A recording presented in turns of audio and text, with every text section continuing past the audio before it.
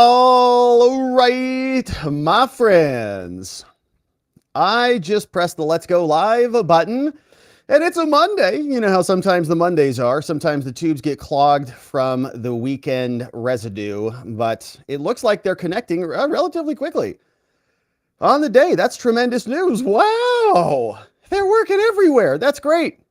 That means we can go ahead and get started. So let's do it, shall we?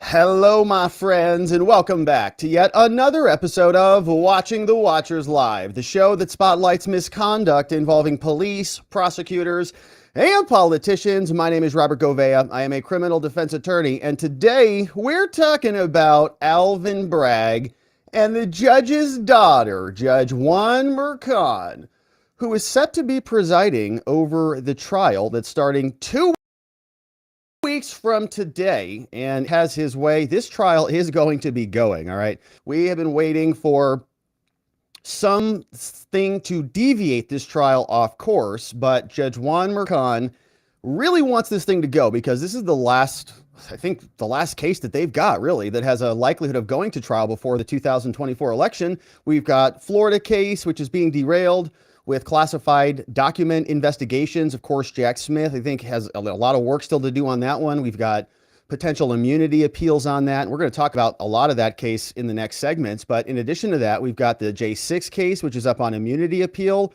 They're going to try to squeeze that one in, maybe trial in August or something like that. The Georgia Big Fanny Rico case, that one, whew, that one is out on its fanny. And so this is it, man. They're all really grasping for this one to go. And so we're going to talk about this because there was a lot of back and forth over the weekend. And today there was a new filing from Alvin and his office into the judge, Judge Juan Mercan. We know that last week there was a gag order kerfuffle and that Trump got gagged again. But what we didn't know is that that gag order did not specifically include the judge's daughter. We thought maybe it did, but turns out it didn't. And now Bragg is saying, all right, Judge, we think it did. We think that your order included your daughter. Trump's defense says, we don't think it did. And Alvin Bragg says, okay, either way, let's add it into it, okay? This is going to be encouraging violence and danger in America. And so they're asking the judge now to gag Trump even harder. He wasn't gagged enough already, so do it harder, says Alvin. So we'll go through that. Now, what they're concerned about is Trump raising a ruckus about this woman. Her name is Loren Mercan. And apparently, according to this article from the NYPost, she raised something like $93 million, right? That's a lot of super chats in on the efforts for Democrats. So the NYPost will walk us through that. And there's also this podcast where daughter Mercan, who's basically this Democrat kind of operative, this campaign social media person, she was on with some other social media podcast and was talking about how her dad hates tweets. Her dad hates tweets. And the podcast came out in 2019. Guess who was tweeting in 2019? That's right.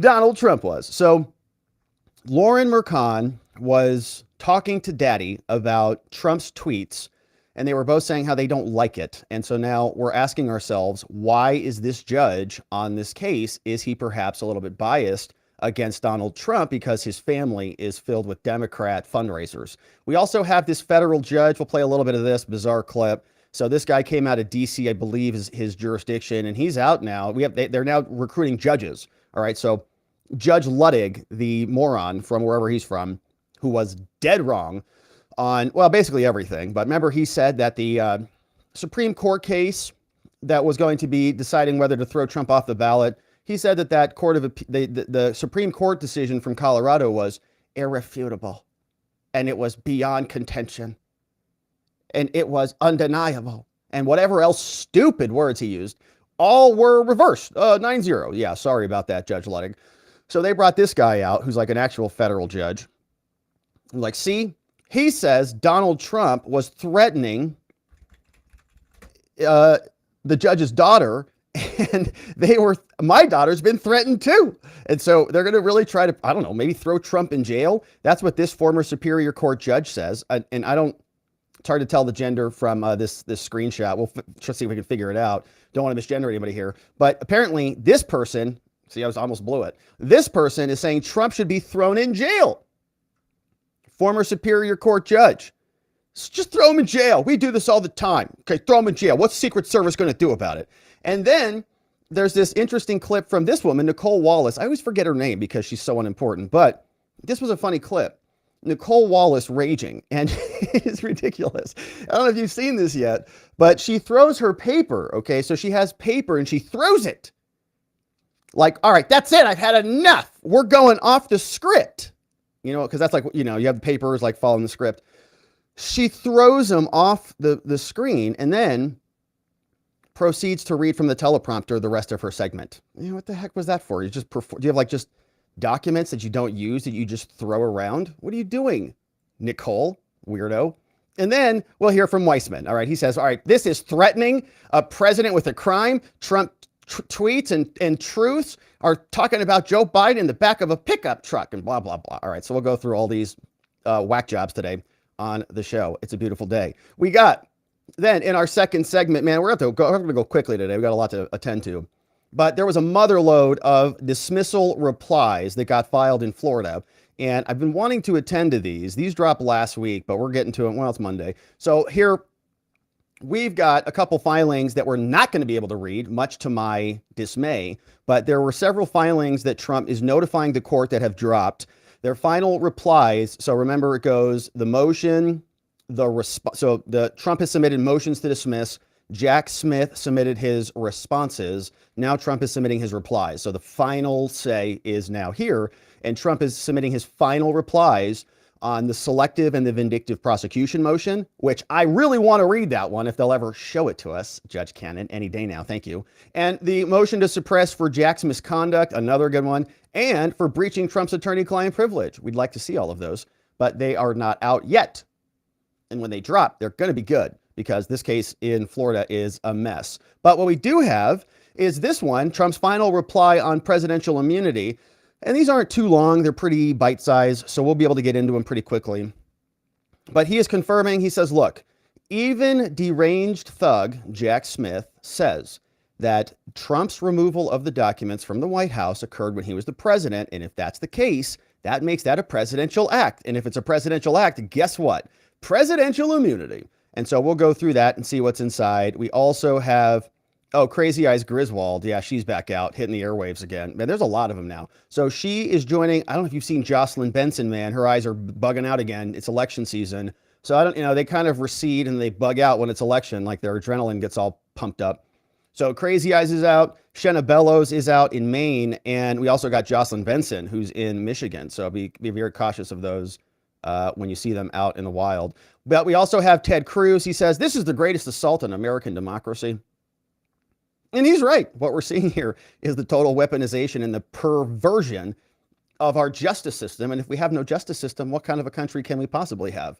And then in our last segment, we're going to talk about Jack Smith and his illegality. He's an illegal alien. He's not even supposed to be in the DOJ. He's illegally there. He's not supposed to be there. We have former Attorney General Ed Meese, who's already made this argument many times in an amicus brief to multiple different courts. And now we've got Trump's final reply. He says, Jack Smith, you're an illegal. It is time to be deported. You have no authority.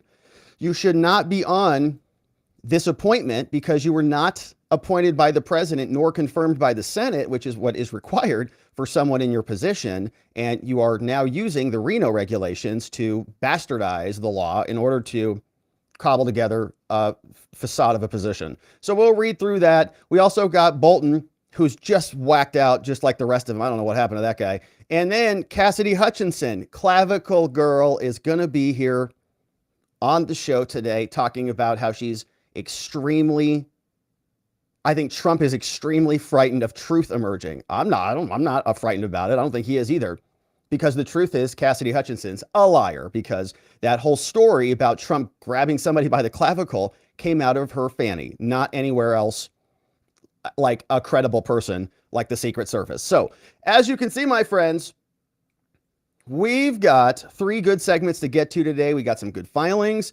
We got some good clips, and we're grateful that you are here and with us today. I hope you had an amazing, amazing weekend and a beautiful Easter celebration and holiday celebration, or what was the word?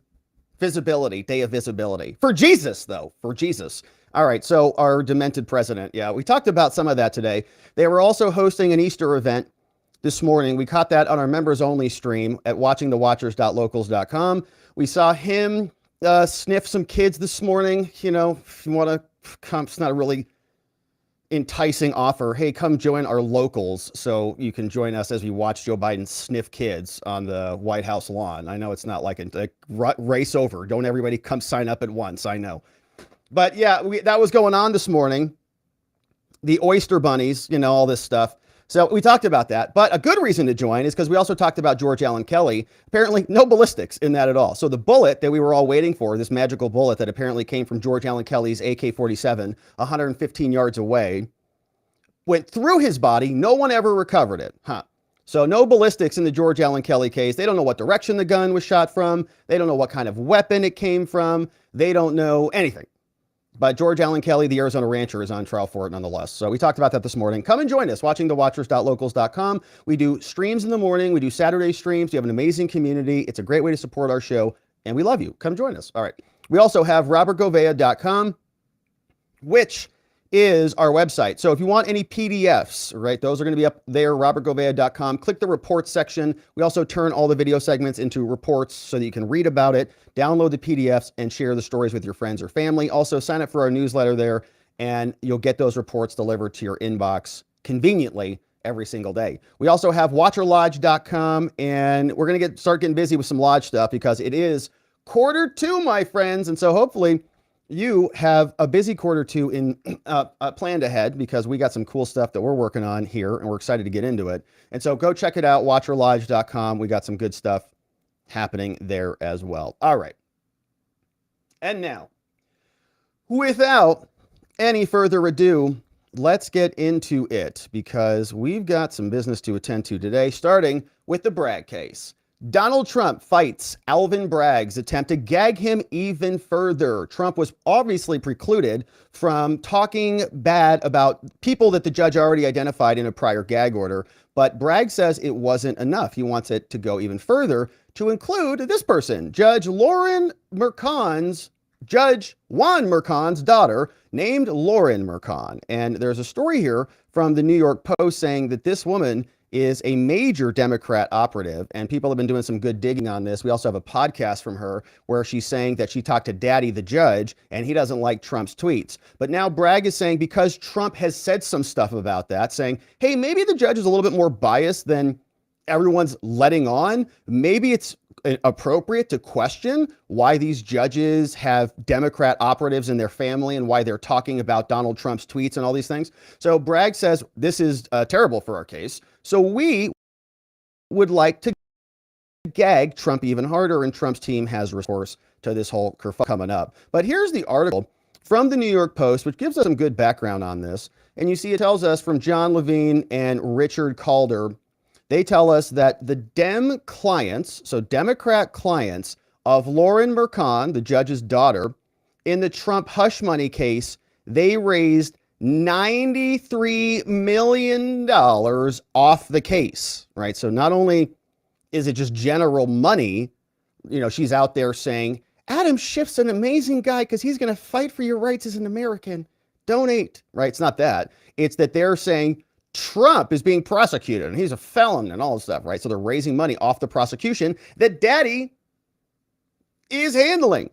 So here's the photograph of the judge and the daughter telling us two major Democratic clients of the daughter, Loren, who's overseeing the Trump hush money trial, the judges, have raised at least $93 million in campaign donos. Oh no. And they've used the cases in their solicitation emails, raising new concerns that the jurist, the judge, has a major conflict of interest. No kidding. Trump attorneys are now considering filing another motion demanding that the Manhattan judge, Juan, recuse himself from the trial that's already scheduled to begin on April 15th, which we are going to be covering here in depth. And so hopefully you're subscribing and joining us as we do. It's not going to be televised, but we've got, I believe, some good X scripts that will be out there. And so we're going to dig into those. But the judge's daughter, seen below, Loren, is the president of this organization called Authentic Campaigns, which is a Chicago-based progressive political consulting firm whose top clients include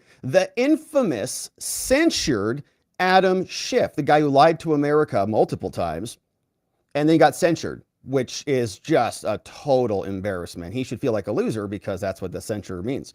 So he was the lead prosecutor in Trump's first impeachment trial, and the Senate Majority PAC, which is a major party fundraiser. So Judge's daughter, Daddy, is prosecuting Trump. Judge's daughter is going and raising money against Trump. Isn't that convenient? Keep it in the family. Now, Authentic Campaigns, and thus the judge's daughter, is actively making money for this sham attack against Trump, rendering Judge Merchan conflicted out. Daughter's making money. That's her whole job. She's getting paid by Schiff to go raise money from stupid Democrats. He's saving us. And they just go donate. These poor people need to wake up. Trump spokesman Stephen Post adding that the evidence of bias is even clearer now than it was in August when Judge Juan rejected his first recusal motion. No, I'm totally not biased at all. The judge should do the right thing and immediately recuse himself in order to show the American people that the Democrats have not destroyed our justice system completely. Not yet. Him continuing to be involved in this crooked Joe Biden-directed witch hunt is a complete violation of the applicable rules, the regulations, and the ethics. Now, Shifty Schiff's campaign for Senate scored an eye-popping $20 million in aid since he began soliciting donations off Trump's unprecedented 34-count indictment. Now, Trump has pleaded not guilty to all the felony counts involving Stormy and Karen McDougal, who were the two women who apparently got payments. He was denied having affairs with them. And if Trump's convicted, 4 years in prison. All right, so this is the judge's daughter, who I guess is like in a ice hotel skiing around somewhere. Great. So here's Shifty, who is censured. Man, look at that penciled neck. What? Schiff's fundraising email. This is what Schiff says. And maybe this is even Loren typing this crap up. She's like, oh, here. Hey, Dad, what do you think of this fundraising email for pencil neck? Schiff's fundraising email, which may or may not have been written by Loren, may have been written by the judge, who knows. It is a somber moment, says this email, and unprecedented for a former president to be indicted. But his alleged offenses are also unprecedented. Trump will respond as he always does, playing the victim and blames for having the temerity to investigate him in the first place. Here's Schiff. Schiff's continued email. He requested supporters donate $10. And the Senate Majority Political Action Committee, which supports the Democrat Senate campaigns, pocketed $73.6 million since it began firing off emails as well. Here are some of their emails. The group said in an email, breaking news, Donald Trump indicted by Manhattan grand jury. This is an important moment for our democracy, but our work isn't over. We must continue to protect the Senate majority from the GOP extremists. Please give us money. Here, breaking news, right? Here's the email from Shifty's campaign for Senate. And that's the judge's daughter's working on this. And the judge is prosecuting Trump, essentially. I mean, he's, the judge, but okay. And here is Schiff raising money off of the effort. Isn't that fun? Now, Loren Merchan, who also worked for Kamala and her presidential campaign, she was, quote, the director of digital persuasion. So she is a Democrat operative, clearly. So now you can follow the bouncing ball from Merchan back over to Kamala. Has said that her father detests politicians using Twitter, clearly in reference to Trump. Now, I pulled this clip. Says, I've actually had a couple conversations, this is Loren talking, with my dad recently, where he's kind of like, I hate that politicians use Twitter. June 2019, guess who was using Twitter? Trump, until they banned him. And it's so unprofessional, that's not how a politician should behave themselves. And I explained that, yeah, I think there's a lot of instances where it's not used to be like that. We'll listen to her say it. I pulled a clip. I don't need to reenact it, but here she is. Now, this was on a podcast, and it's about a minute. We've got a clip from the judge's daughter says, here from the caption, it says, Loren Merchan and Jonathan Barnes guest to discuss the concept of authenticity and authentic campaigns in U.S. elections. We break down the concept of authenticity, and here it is. Now, June 16, 2019, Apple Podcast. I'm curious Get your take on why digital in particular is a useful medium for candidates to convey authenticity. So I've actually had a couple conversations with my dad recently where he's kind of like, I hate that politicians use Twitter and like it's so unprofessional and, you know, that's not how a politician should behave themselves. And I explained that, like, yeah, I think there are a lot of instances where it is not used in, like, when our president tweets anything that he thinks, and like that's not what he should be using it for. But the pro is that candidates aren't sort of at the mercy of the traditional media anymore. And candidates, like, to go back to AOC, can, even if they aren't getting the attention that they need or want, can get out there in another way. Yeah, I think. All right, so then that other dude goes on and for something else. But Daddy doesn't like Trump's tweets. And Trump is using social media wrong, all right? Even though he was so effective at it that they had to literally ban him from everything because it was too persuasive, because he was speaking the truth and everybody could see it. How can you sell a rigged election if the guy can expose it all and he can just be the figurehead of the opposition to continue to rally against the rigging? Well, obviously you can't have that happen, so they had to cut the head off the snake as they see it. So Dad hates tweeting, right? That's Judge Juan Mercan's daughter apprising us all of this. Now, Judge Juan on Tuesday imposed a limited gag order. Now, Alvin Bragg wants to tighten that puppy up to include the judge's daughter so that we can't talk about this anymore because it's so damning to their case. But here, such as stop him from, you know, bashing witnesses like the liars Michael Cohen, who, by the way, they weren't gagged. They were still on with Jen Psaki having conversations with her about all this stuff. Trump is still going to be allowed to rip Alvin Bragg. Good.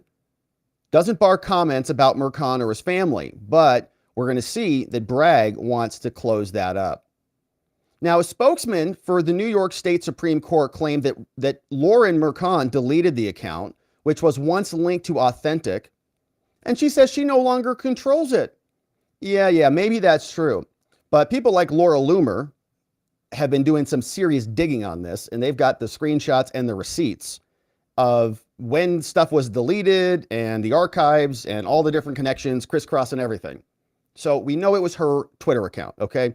Maybe the judge is such a hater, said Trump, because his daughter makes money working to get Trump. Yeah, Daddy doesn't want to undermine the daughter. And when he rules against me over and over, he is making her company and her richer and richer. And they don't like those posts. So Juan, who donated $15 to former Vice President Joe in 2020. So the judge, not only is Loren donating to Act Blue and other things, but the judge is also donating to Joe Biden, and he's ruling over Trump. Give me a break. Has supported other Democratic causes. They did not return messages. Yeah, messages left for his daughter and her firm were not returned. Yeah, no kidding. All right, so Trump was on a tear over the weekend, all over True Social, blasting these people. And rightfully so, because we have questions about this. They want us to believe that this is a free and nonpartisan, non-biased justice system that just happens to be prosecuting this like any other case, above board, with no nefariousness whatsoever. Nobody buys it when the judge is raising funds for Trump opponents, working for Kamala, and Daddy's donating to Joe. Give me a break. So here's Bragg, right? After Trump has been calling them out on this, Bragg responds, he whines over to the judge. Just one. Your Honor, we respectfully submit this pre-motion letter. We're going to read the motion in a minute. Requesting that you clarify or you confirm what you said in your prior order. And you direct Donald Trump from immediately order him to desist from attacks on the family members and to prevent more offensive conduct. Now, this is a pre-motion, so just wanted to show you this. We'll get into the actual motion and we'll read Trump's response to the pre-motion letter. But here's what they say, right? Your Honor, can we have permission for this? As a result, the court should make abundantly clear that the order protects the family members of the court and all other individuals, and you should warn Donald Trump that his recent conduct is contumacious. Oh, that's your big word of the day, contumacious. It's like in contempt of the court, right? You're acting in contemptuous behavior. And direct him to immediately desist. If the defendant continues to disregard such orders, he should face sanctions under the law. All right, so he's referencing Donald Trump's Truth Social post, saying that Trump is specifically targeting the daughter who happens to be raising money for Democrats. All right, big deal. So that, and being involved in politics, right? Kind of talking to daddy about Trump's tweets. Daddy is presiding over Trump now. That is what Bragg's team submitted. And here is the actual filing. So what we're going to kind of do this a little bit out of order, but it went pre-motion from Bragg, then pre-motion response from Trump, and then Bragg's actual motion. But we're going to the pre-motion is just a preparation, a preface for the motion. So we're going to read this one, then we'll read Trump's pre-motion, and then when the actual motion comes in response, we'll read that too. So this is the actual filing from Bragg's office, submitted to Judge Juan Merchan, saying, Your Honor, Donald Trump has dangerous and violent and reprehensible rhetoric that fundamentally threatens the integrity of these proceedings. And Donald Trump's rhetoric is intended to intimidate witnesses and trial participants alike, including this court, Judge. The people, Bragg, the people, accordingly submit this memo in further support of our request to clarify and order restricts from talking about your Democrat daughter and other individuals, and also warn Donald Trump about his recent conduct, that it's contumacious, and direct that the defendant immediately desist from attacks on family members like your DNC daughter. Now, to the extent that your original order did not already prohibit Trump, this court can and should clarify or extend the order to protect the family members of this court. Because any future disregard, warn them, face sanctions. So here's Bragg. He says, Your Honor, based on a factual record that the people, our prosecutor, government, bureaucrats, have assiduously documented since Trump's arraignment, this court judiciously implemented step-by-step measures to control him and to allow him the maximum amount of speech. But after a series of statements from Trump, including threatening death and destruction if he was indicted and posting a photo of himself wielding a baseball bat at the back of the DA's head, which I think that was fake, by the way. Pretty sure that was fake. Okay, so they do this thing, right, where Trump will share a link, and then the link to the article will have an image that is not Trump posting the image. Trump's posting a link, and the image will pop up there and auto-populate. Like, you've done this, right? You copy and paste an article link, and an image shows up. Like, oh, I didn't pick that, but okay. So Trump is doing that, and they're saying he's posting that stuff, right? And he didn't do that. And there's questions about whether those images were changed after the fact. Like whether Trump posts it, then they update the image because the posts are, pulling from the web server to populate that space. So anyways,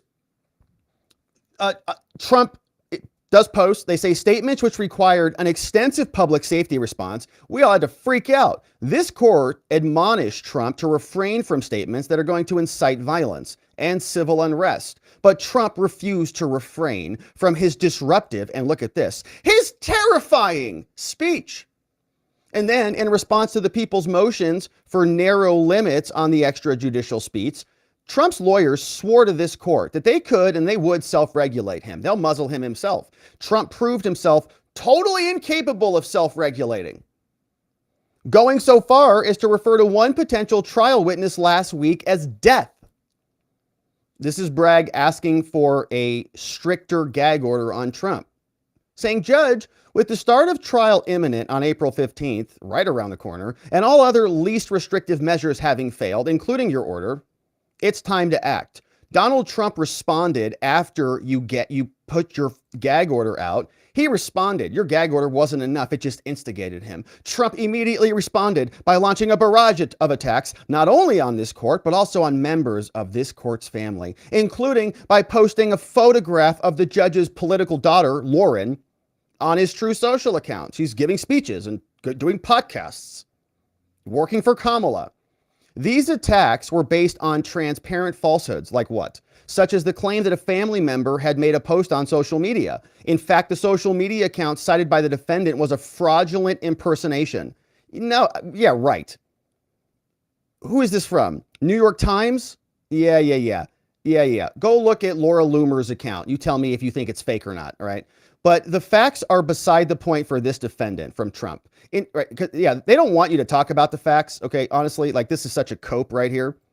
But the facts are beside the point. Well, that's because your facts are not true. Yeah, so of course they're beside the point. You don't want to spend any time on those facts because you know they're false. And you know that Judge Juan Merchan has already endorsed his position. This is the official position of the court, which just happens to be very self-serving for the judge. Isn't that convenient?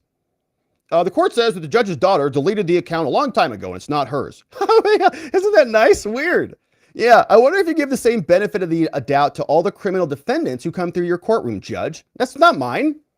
No, it's not my daughter's. No, it's not hers. It's not mine. I have no idea how those drugs got there. That's not my car. Someone else drove that car. It's not even my purse. So whatever. Okay, whatever, Judge. We have the receipts and they're all over the interwebs. So indeed, the defendant Trump, right? But that's all beside the point, because if you look into the facts, you'll find the truth. Indeed, Trump has instead insisted that he is constitutionally entitled to engage in protected campaign speech against this court's family based on yet another false claim that the family member is actively supporting adversarial campaign speech by Trump's political opponents. We just went through the article. Her political organization is working for Democrats, including Kamala. So here's the language from the prosecution. But again, this is from the letter that they're responding to. So we're going to read Trump's letter in a minute. They say there is no constitutional right to target the family of this court, let alone on blatant falsehoods that have served as the flimsiest of pretexts for the defendant's attacks.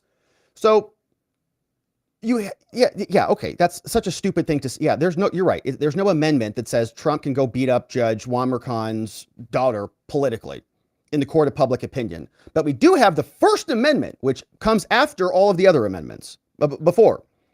And it comes before for a reason. The others come after because the free speech safety valve is very important for the operation of the other. If you have a justice department or a justice system or a court of law that is partisan, biased, they all have a predisposition to be against Trump because it runs in the family blood, whatever. They don't like his tweets. They're just bona fide Democrats. The only way that you can combat that, right, other than getting Congress to impeach them or whatever, the only way is through speech. And by the way, if you want to get Congress to impeach the judges or whatever, the local mechanism for removing the judges, how do you do that? You have to rally support to your cause. How do you do that? By speech. It's the only way you get anything done, which is why speech is so important. So they are trying to gag him, and they try to do this every time. Now, they're not gagging Cohen, right? Or they're not requiring the daughter and the judge to separate themselves and, gag the daughter and the dad from talking, or to be influencing the, dad through the daughter or whatever. It's all to stop Trump from exposing them. That's what it all boils down to, which is why they gag him repeatedly. Now, defendant knows what he's doing. Everyone else does too. What? Talking about your corruption? Yeah. Thank you for doing it. We all know exactly what Trump intends because he said for decades that part of his life philosophy is to go after his perceived opponents as viciously and violently as he can. Saying he has said for decades that he attacks his perceived opponents viciously and violently, both because it is a good feeling and because other people will see you doing it, standing up for yourself. Yeah. And he promised very recently, if you go after me, Trump says, I'm coming after you. And they're citing all of his posts. Like Trump's going to, insurrect the whole country all over again. He is carrying out that promise right now, Judge. He's coming after your daughter. Now, Trump's conduct since this court issued the March 26 order is all the record that is necessary to justify another order from you, Judge, saying families off limit. Trump is awaiting trial on felony charges for a bunch of spreadsheet crimes and has been offered many opportunities to conform his behavior without disruption. Now, Trump's continued harassing and his disruptive conduct thus remains and demands clarification and expansion of this order to show that the family is also protected from harm, and all witnesses are going to be protected to preserve the rule of law in the face of Trump's extreme and deliberate provocations. He's pointing to facts. This woman works for these people. Trump's claim of a constitutional right to levy personal attacks on family members is as disturbing as it is wrong. Again, he's not asking for the right to do that, but he is asking for the right to speak freely. And part of that includes criticism on people in society. That's part of free speech. Now, this court has already held that, even assuming the highest scrutiny under the First Amendment, narrow restrictions on Trump's statements are permissible, since it's inflammatory. Says there's absolutely no reason to reach a different conclusion here. And the harm to the orderly administration of justice is now being magnified because Trump, right here you go, jurors might hear about this. Other trial participants will observe Trump's attacks and understand that if this court's family is fair game, so then are theirs. They're more concerned, I think, about not being intimidated by this. They're more concerned about seeing this judge as a biased partisan hack because his daughter is doing $100 million for Democrats. Now, the undertow generated by the statements are going to be a problem, Judge, saying Trump's vague reference to the constitutional problems suggests that he believes he may have a higher entitlement to attack family members than trial participants. But there's no doctrine of constitutional law that says that you have stronger First Amendment protections to target family members of the presiding judge. Okay, no, yeah, okay, you're right, we agree. There is no constitutional amendment that says you can attack the judge, like verbatim. But there is a right to petition your government for a redress of grievances and a right to speak freely about what is happening in the justice system. And when we talk about free speech, that is when it's at its apex, when it's at its top, when you are oppositional to your government, or during an election season when you petition your government to change the government. Trump is running to change the government. We are, through as voters, participating in the so-called democratic process by saying, Trump, we like your policies better than this corrupt garbage justice system that has been watered down and broken by the Democrats is no longer serving us. We want you to be reelected so that you can fix all of that. Trump happens to be being prosecuted by it, but he's also talking about a campaign issue that is near and dear to our hearts. In fact, it's basically the whole point of this channel, which is watching the watchers, right? We're monitoring police, prosecutors, politicians in the justice system, right? Accountability, transparency, and justice. So by denying that, not only is it abrogating Trump's free speech rights, but it's also limiting ours to hear from him about issues we care about. So it is supposed to be the utmost of protection. And this other, judge's daughter, she is voluntarily participating in this whole game. She is literally working in politics, and not just like going around knocking on doors, okay? Working for Kamala, working for Schiff, raising hundreds of millions of dollars doing so. So very convenient her daddy is prosecuting the president. Now, unlike trial participants, who at least are involved in the proceeding involving the defendant, family members have nothing to do with this criminal trial except by the dint of their personal relationships. Yes, they do. This is a political prosecution, which is Trump's right to make that argument. They don't get to say, no, it isn't. And then that's the end of the story. We get, as the American people, the right to judge between the two. They say it's legitimate and above board. We say it's not. They don't get the right to just say, well, we say it is, so therefore you're done. That's what they're trying to do. Now, as the district, and it matters, right? This is not just a personal relationship. Nobody cares about the judge and the other daughter, if there's one, or the other kid, if there is one. No one cares. It's about her politics and about her podcast stories talking about daddy hating text messages, Twitter messages. Now, as the district court in Trump's DC criminal prosecution observed, and we saw this from the very beginning. This is the domino game, right? The snowball rolls down the mountain. They all parlay off one another. Chutkan observed. She ordered restrictions. She says there's no First Amendment value to allowing attacks on family members who have nothing to do with the case. But that's your distinction. We think she has everything to do with the case because it's partisan. Says, in what world is it permissible, Mr. Lauro? In what case would it be allowable for a criminal defendant to attack a prosecutor's family? Well, when the prosecutor's showing bias, and the family might have some part in that. So pick any one of them. Now, the only fig leaf of a justification that Trump references is his claim to the court's family member is actively supporting Biden. But the suggestion that Trump is merely engaging in political counterspeech is an obvious fiction. Really? None of Trump's attacks in the past week consist of campaign advocacy. Instead, he has viciously and falsely smeared the court and the family member for no other reason than because the court's presiding is over his criminal trial. Right. Oh my gosh. Are they that dumb?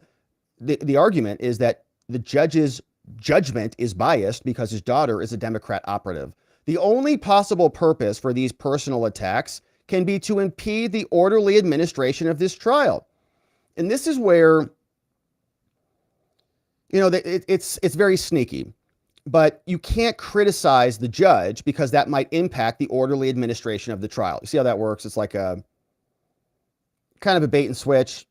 It's a fake facade. It's a Trojan horse. It's the administration of justice is the facade.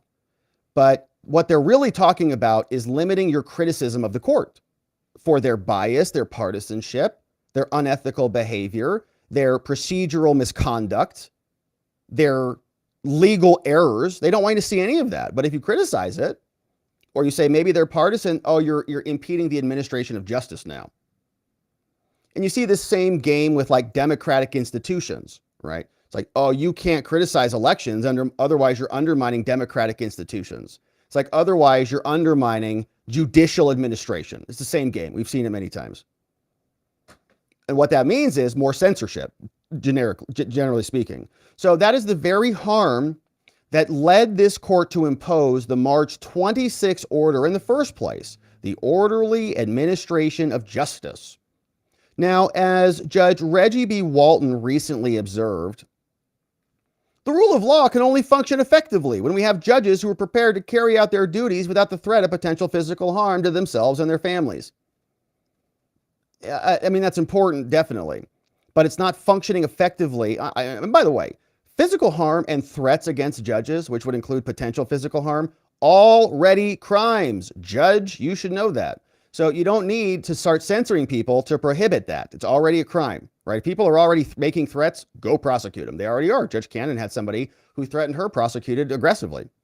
Now, the claim about the court's family member is also a blatant falsehood that this court rejected last year. As Bragg explained in our response, there's no factual support, and the Advisory Committee on Ethics already said it's not a big deal.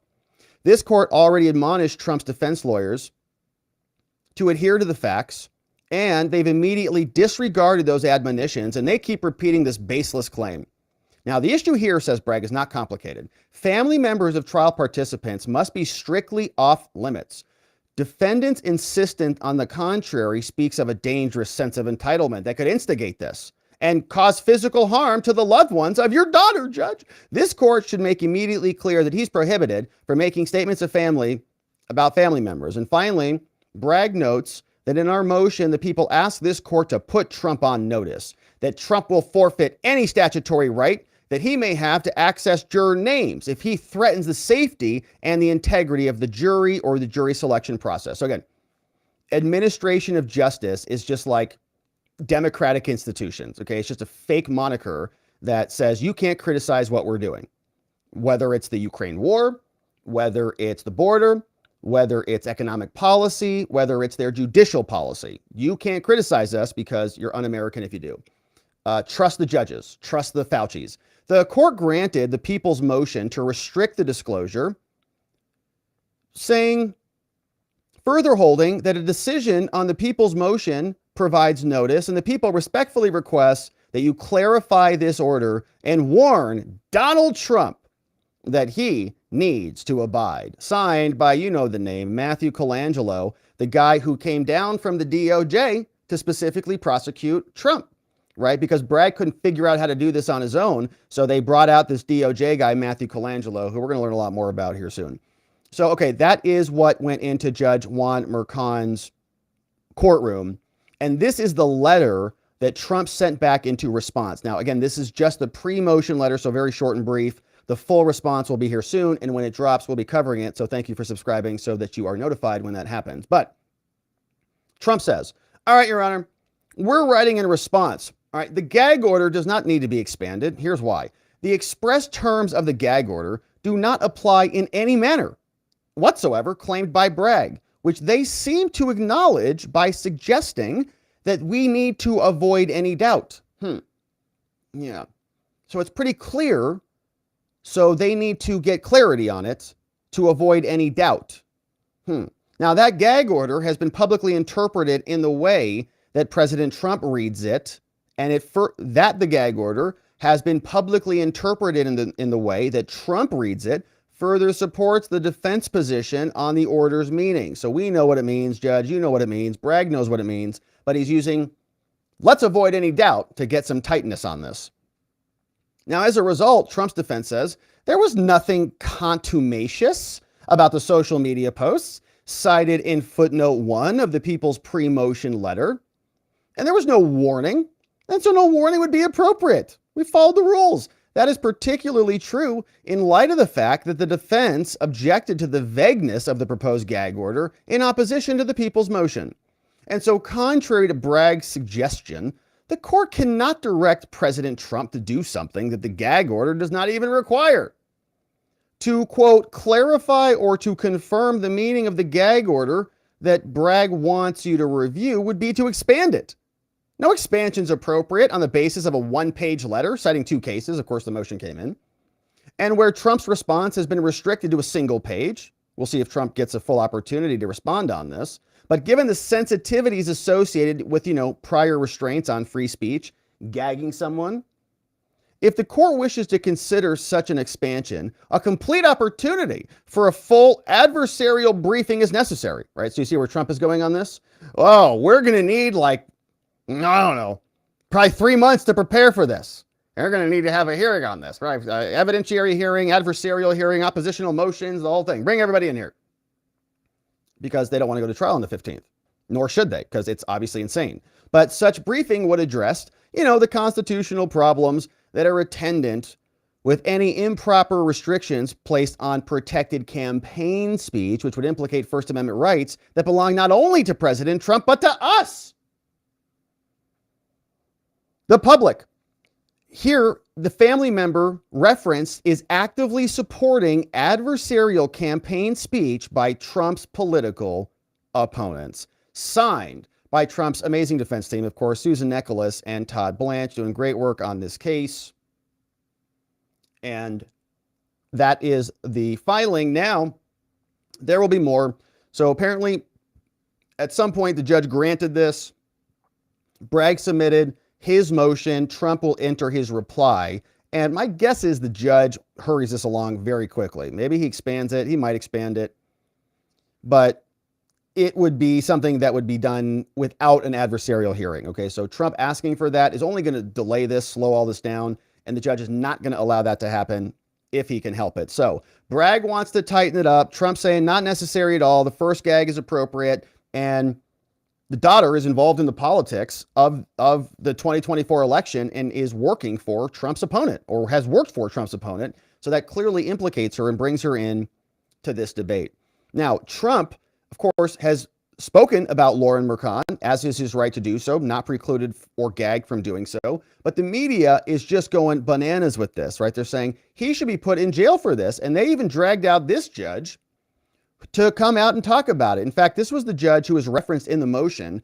Judge Reggie Walton says, we're out here as federal judges, and this is unusual. This is a sitting judge coming out to comment on open cases, which of course is not entirely usual. And he is going to talk about his threats and when his daughter and him were both attacked, very similar to Trump, of course. Comments about a judge, and it's particularly problematic when those comments are in the form of a threat, especially if they're directed at one's family. I mean, we do these jobs because we're committed to the rule of law and we believe in the rule of law, and the rule of law can only function effectively when we have judges who are prepared to carry out their duties without the threat of potential physical harm. And personally, tell us, I Judge. mean, what this is like. Someone threatened your daughter once as well. Yeah, tell us.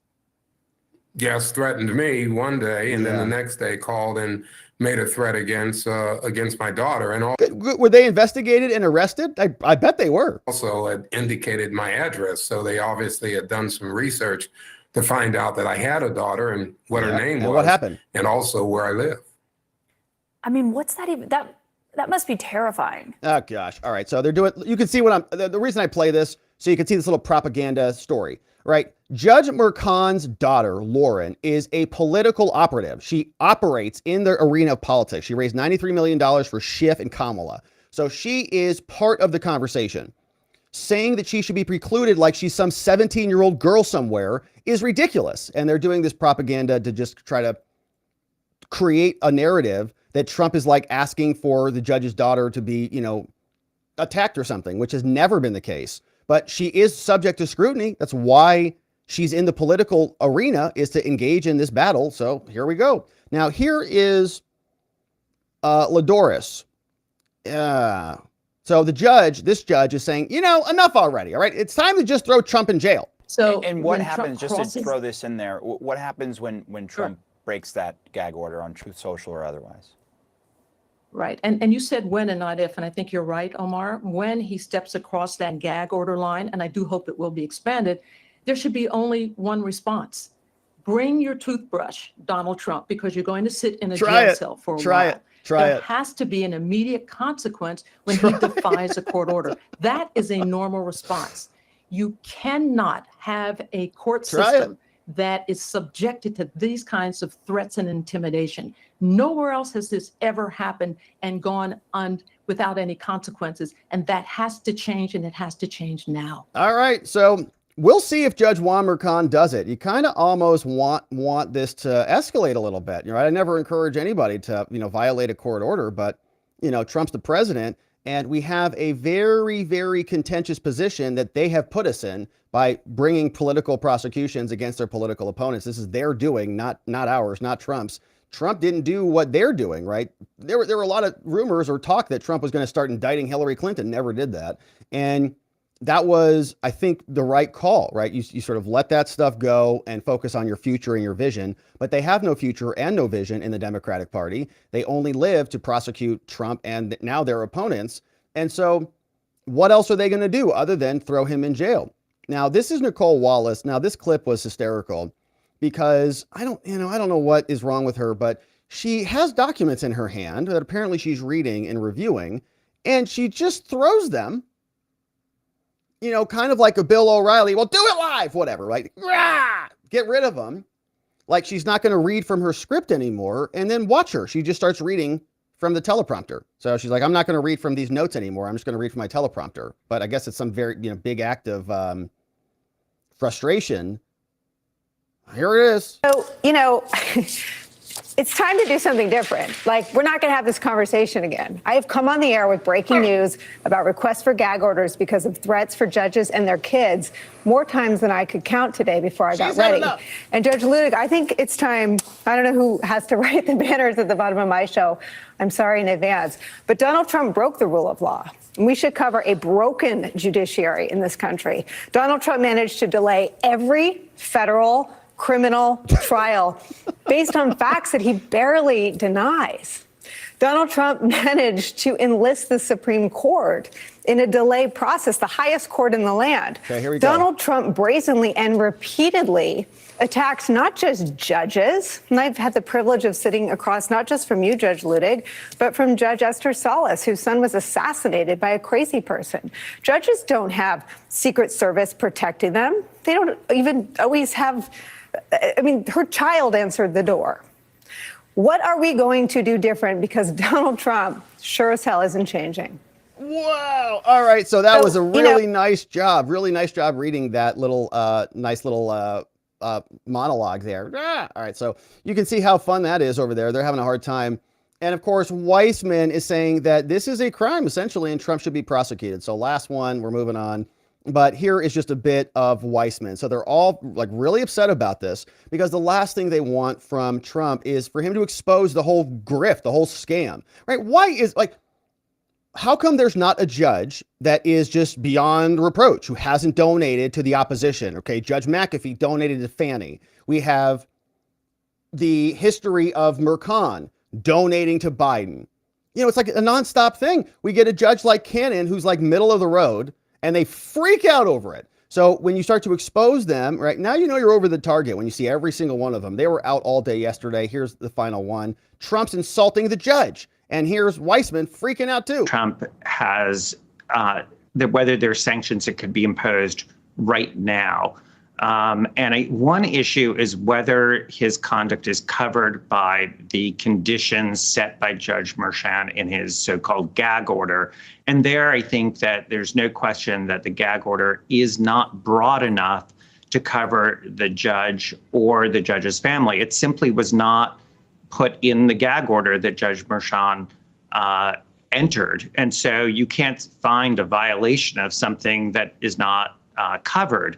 But that's not the only possible ground for finding that he has violated something here. And that is that a standard condition of being out on bail, and this applies in New York, it applies in the DC federal case, it applies in the Georgia state case, is that you not commit a crime while you're out on bail. Katie, you know this very well. It is, in fact, I remember in the DC case being on air when the magistrate judge warned Donald Trump that the most important condition for him was that he not commit a crime. Well, you know what? Threatening the president of the United States is a crime. They want him in and jail. So the question would be, the legal question and factual one, is whether what he is engaged in with respect to posting the image of Joe Biden bound and gagged with what appears to be a bullet hole in his head constitutes that kind of threat.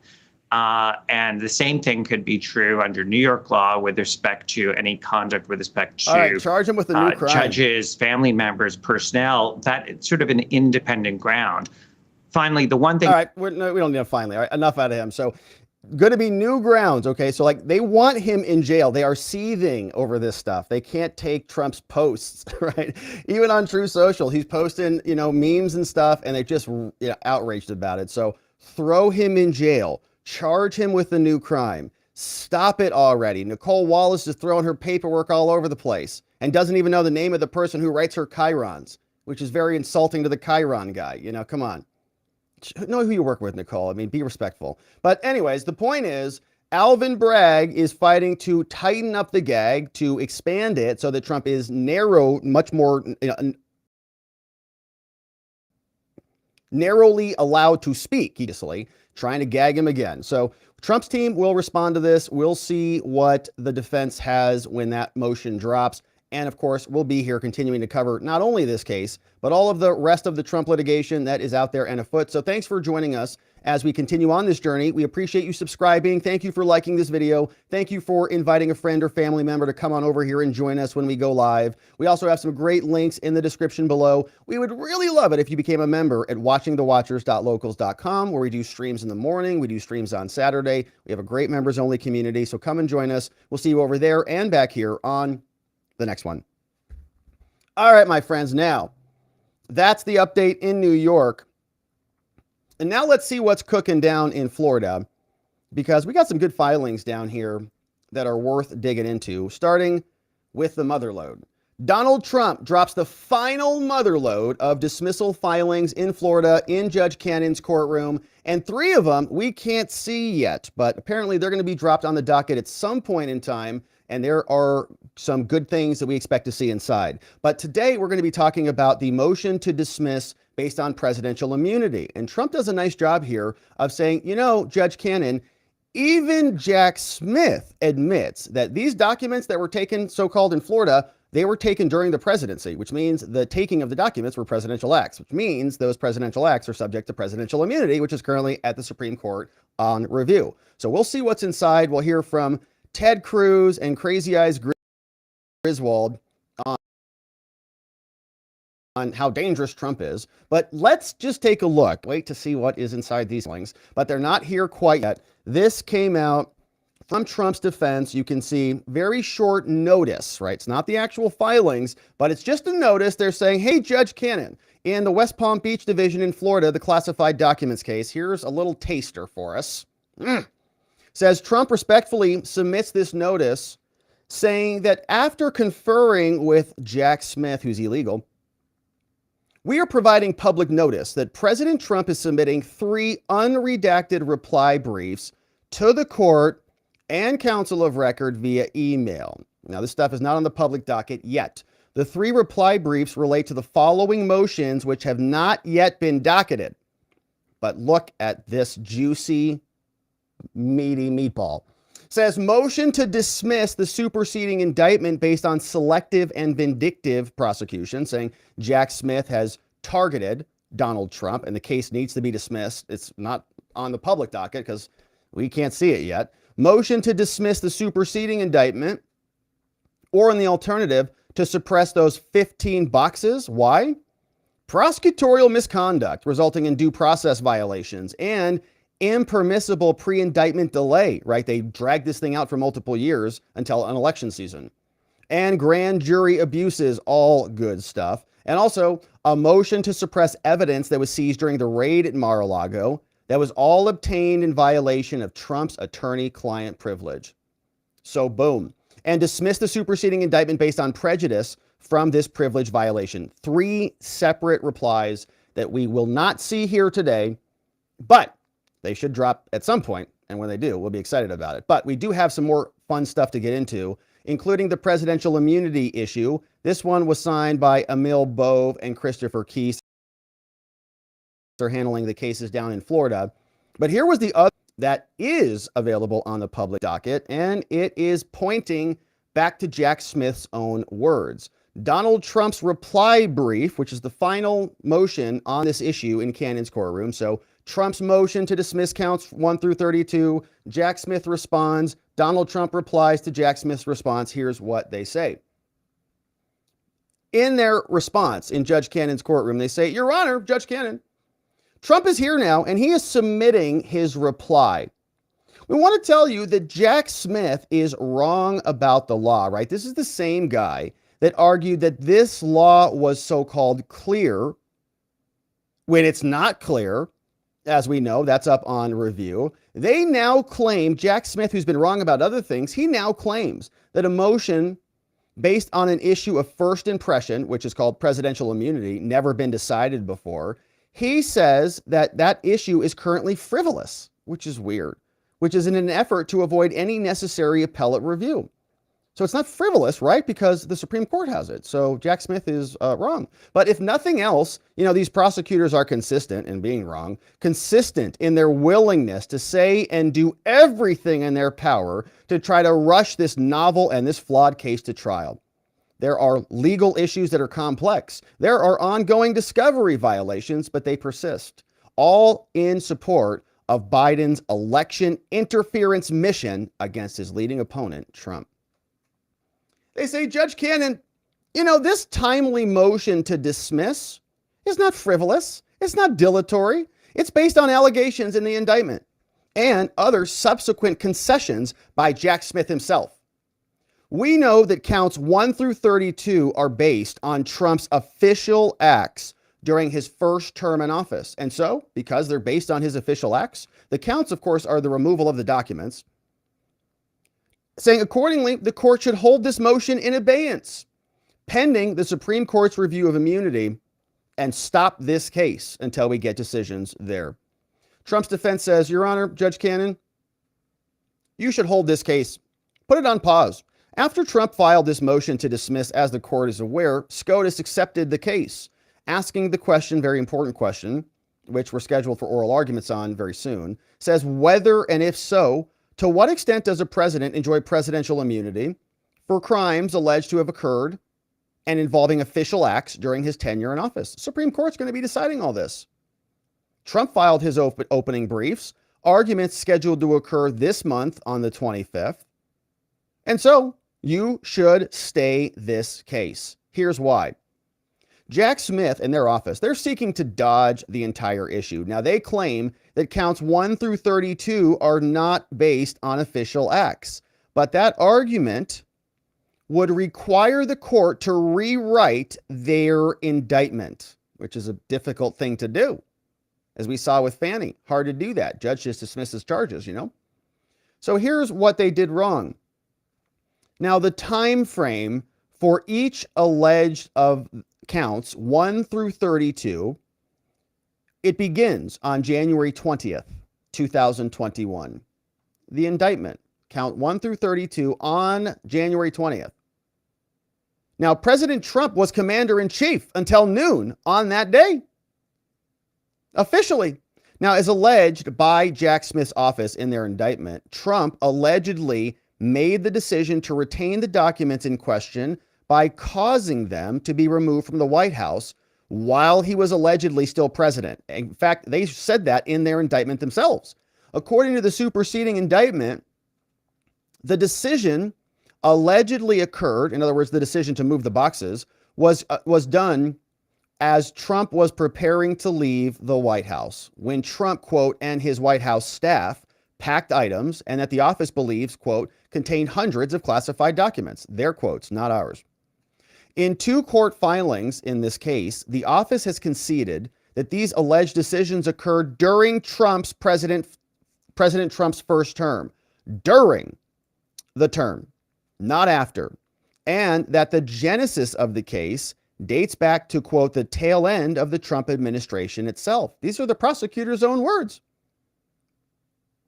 So when President Trump allegedly made the retention decision, he did it as the president. He did so with the authority to designate those records as personal. Your own indictment says that he did this stuff at the end of his presidency on January 20th is when you said it happened.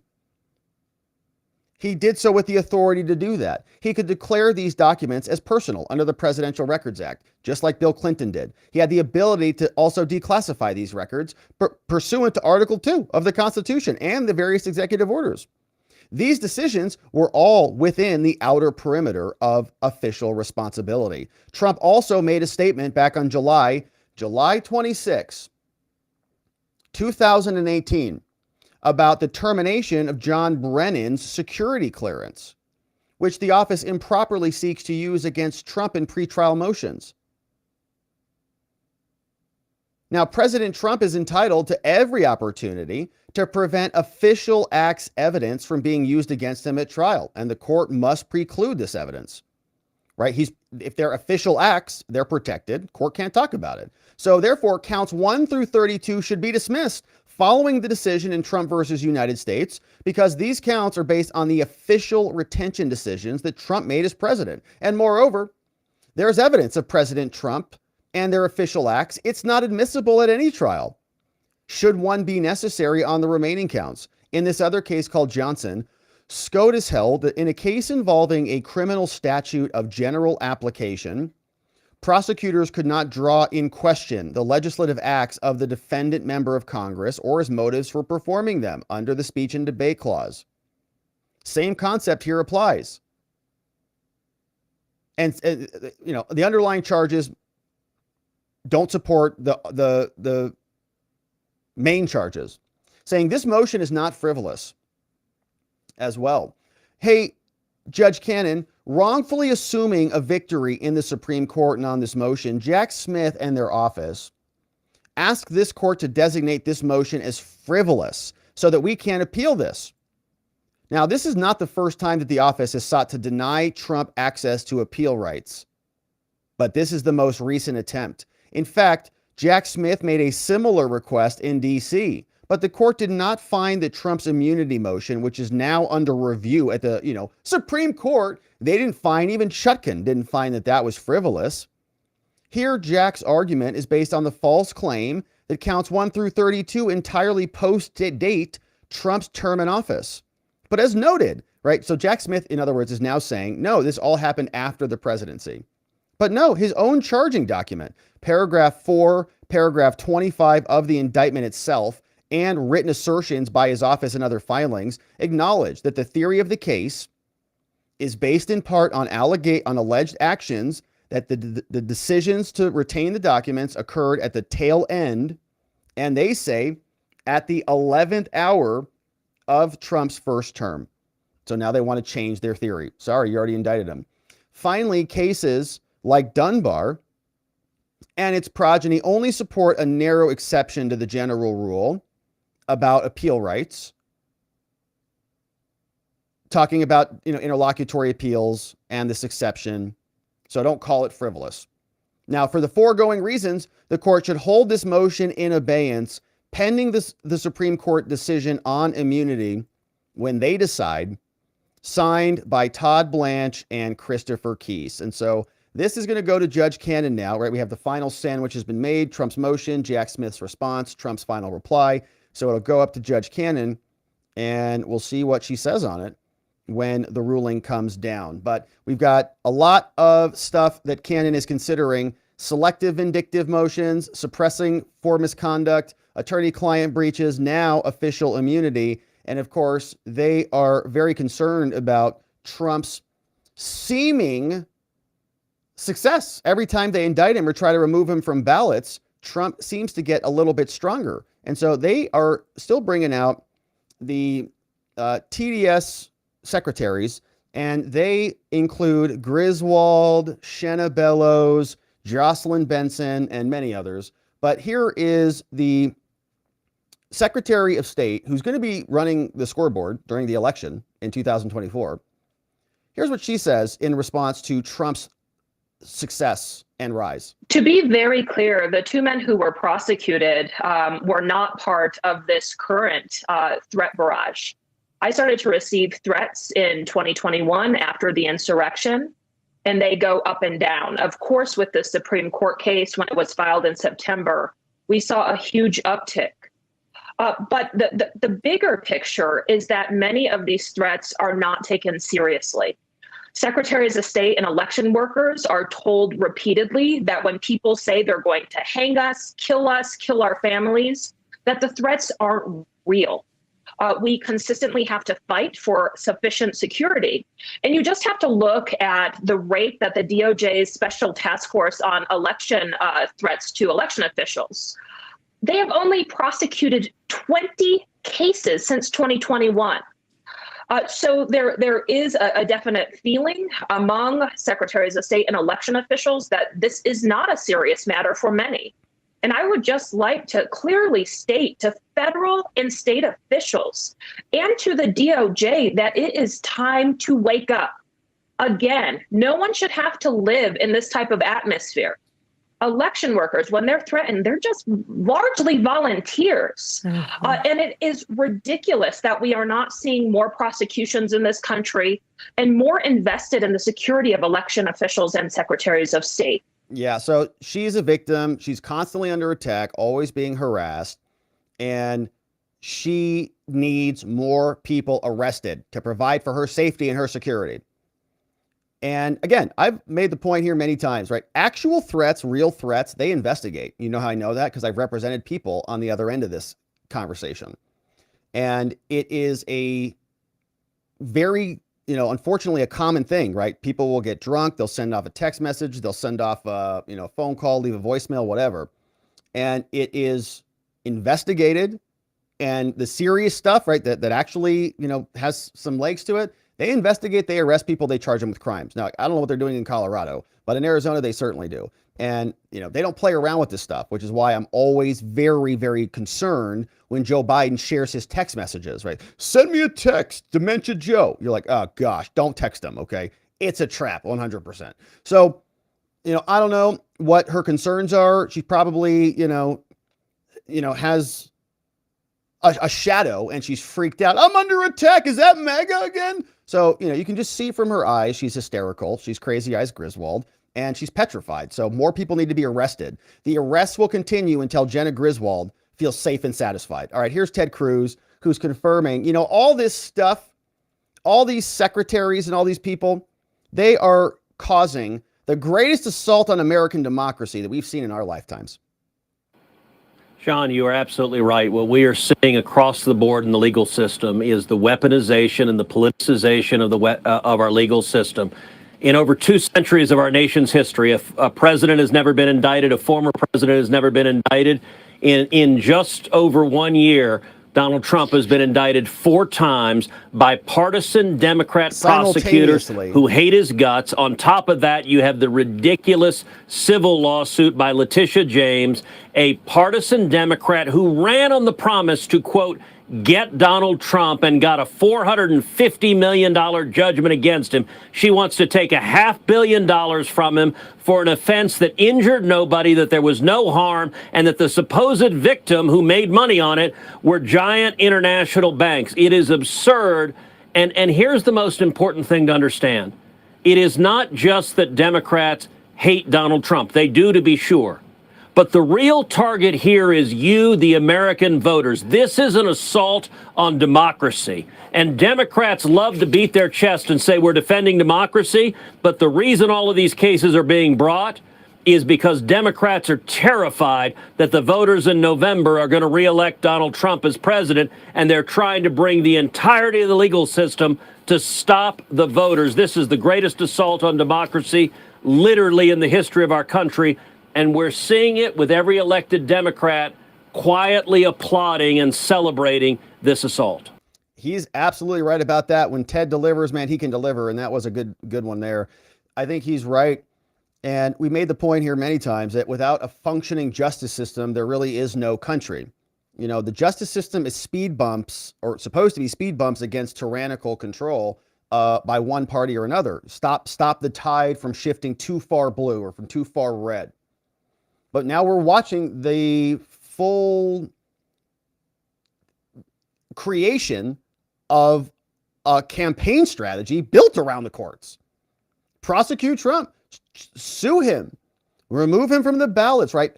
Beat him in a whole new arena. This is not, beat him in commercials on TV. It's not beat him on social media. It's not have a better debate for him, right? It's use the system to take him out because they can't beat him anywhere else. So we're going to be here continuing to cover it. We'll see what Judge Cannon does on this one. I think perfectly within reason to have her stay everything until SCOTUS decides, and we'll see what SCOTUS says. So we'll be here continuing to cover this, my friends. Thank you for subscribing. Thanks for liking this video and joining us whenever we go live. Of course, we're covering this case, the rest of the Trump prosecution. So we appreciate you inviting a friend or family member to come on over here and join us, so they can also see what the heck is going on inside of these cases. We got great links down in the description below, an amazing members-only community where we talk about some other stuff like what's happening in 2024 and elsewhere. We'd love to have you join us watching thewatchers.locals.com. Links down in the description. We'd love to see you there and back here on the next one. All right, my friends, and we got one final segment on the day, and this is a fun one. Jack Smith is illegal, not allowed to be prosecuting this case because he was not appointed by the president or confirmed by the Senate. And not only is his appointment illegal, he's also taking money that is not him, illegal appropriations as well. This is Trump's final reply to the motion to dismiss the Florida classified documents case based on Jack Smith's illegal appointment. We'll also hear from Bolton and Clavicle Girl in this segment. But let's jump right in. This is Judge Cannon's courtroom. Donald Trump is replying. The case is United States District Court, classified documents case. West Palm Beach Division, Florida. Judge Cannon is the judge presiding. Trump says Jack Smith is illegal and he needs to go. Your Honor, Judge Cannon, this is our final reply in further support of the motion to dismiss the indictment based on Jack Smith's unlawful and illegal and unconstitutional appointment and his illegal funding for deranged thug Jack. Says, Your Honor, Judge Cannon, let's get to it. Says Jack Smith's office does not dispute a very important concept here. They don't even disagree with us. They don't say or challenge that Jack Smith is an officer under the United States. They don't dispute that the default under the appointments clause is that an officer is a principal officer and that the Reno regulations replace the expired statutory independent counsel regime. They don't dispute any of that. And the office provides no contrary authority suggesting that, quote, established by law in the appointments clause means anything but a congressional enactment. Their arguments don't have any basis. Instead, The office relies from Jack on inopposite case law and these different statutory provisions, which don't give him the authority that the appointment clause requires. So Jack is illegal. The case law cited by Jack's office, first of all, Judge Cannon, it's incorrect, okay, and it's non-binding, idiots over there, says the Nixon court's citation to Section 515 in connection with discussion of an issue that was not even in dispute in the case and is not central to the court's holding is not binding. Saying Jack Smith is citing this Nixon case, and in Nixon, apparently there's a sentence in there that says something about Section 515. But Section 515 had nothing to do with the ultimate case in Nixon. It's like just some judge, opining on something. But it's not actually binding. It's not part of the holding. Like whether the judge made that statement or not doesn't impact anything. Saying judicial decisions do not stand as binding precedent for points that were not raised, not argued, and not even analyzed. So don't point to something that's not consequential. So the special counsel then cites two cases from the DC Circuit, and they wrongly applied Nixon as binding precedent, saying that they have authority to exist. They give us a breakdown here.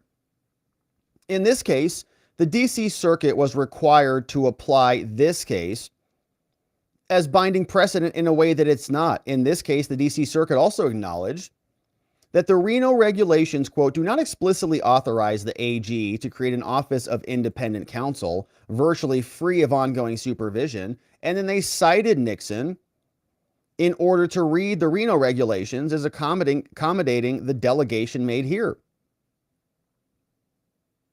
And here, in this case, they also reason that the independent counsel appointed by the AG is an inferior officer, yet is free of ongoing supervision of the AG. So there's a distinction here between the IC. Remember, the independent counsel was something that did exist, and now it doesn't. So when they lost the independent counsel, which was a little bit more independent, Reno came out and said, we'll use all of these other statutes to cobble together the same powers. And saying in another case cited by Jack Smith, SCOTUS made clear that every inferior officer must be subordinate to a superior officer. That makes sense. And Edmund serves as another reason why this is non-binding. Okay, so that case Jack's relying on is non-binding. So let's get into the statutes, they say. Trump's defense rights to Judge Cannon. Says the law allows the Attorney General to, quote, specially appoint U.S. attorneys in certain prosecutions. That's the law, Section 515.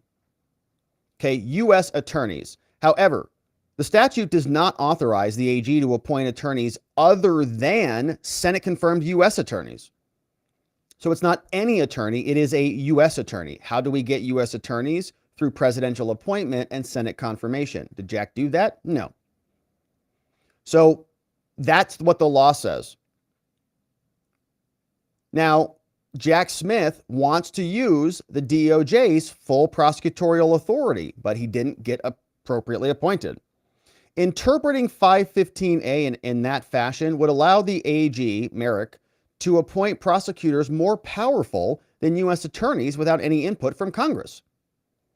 Jack Smith, he has the full prosecutorial power of the U.S. government, but he answers to no one, and he has national jurisdiction, and he just came out of who knows where.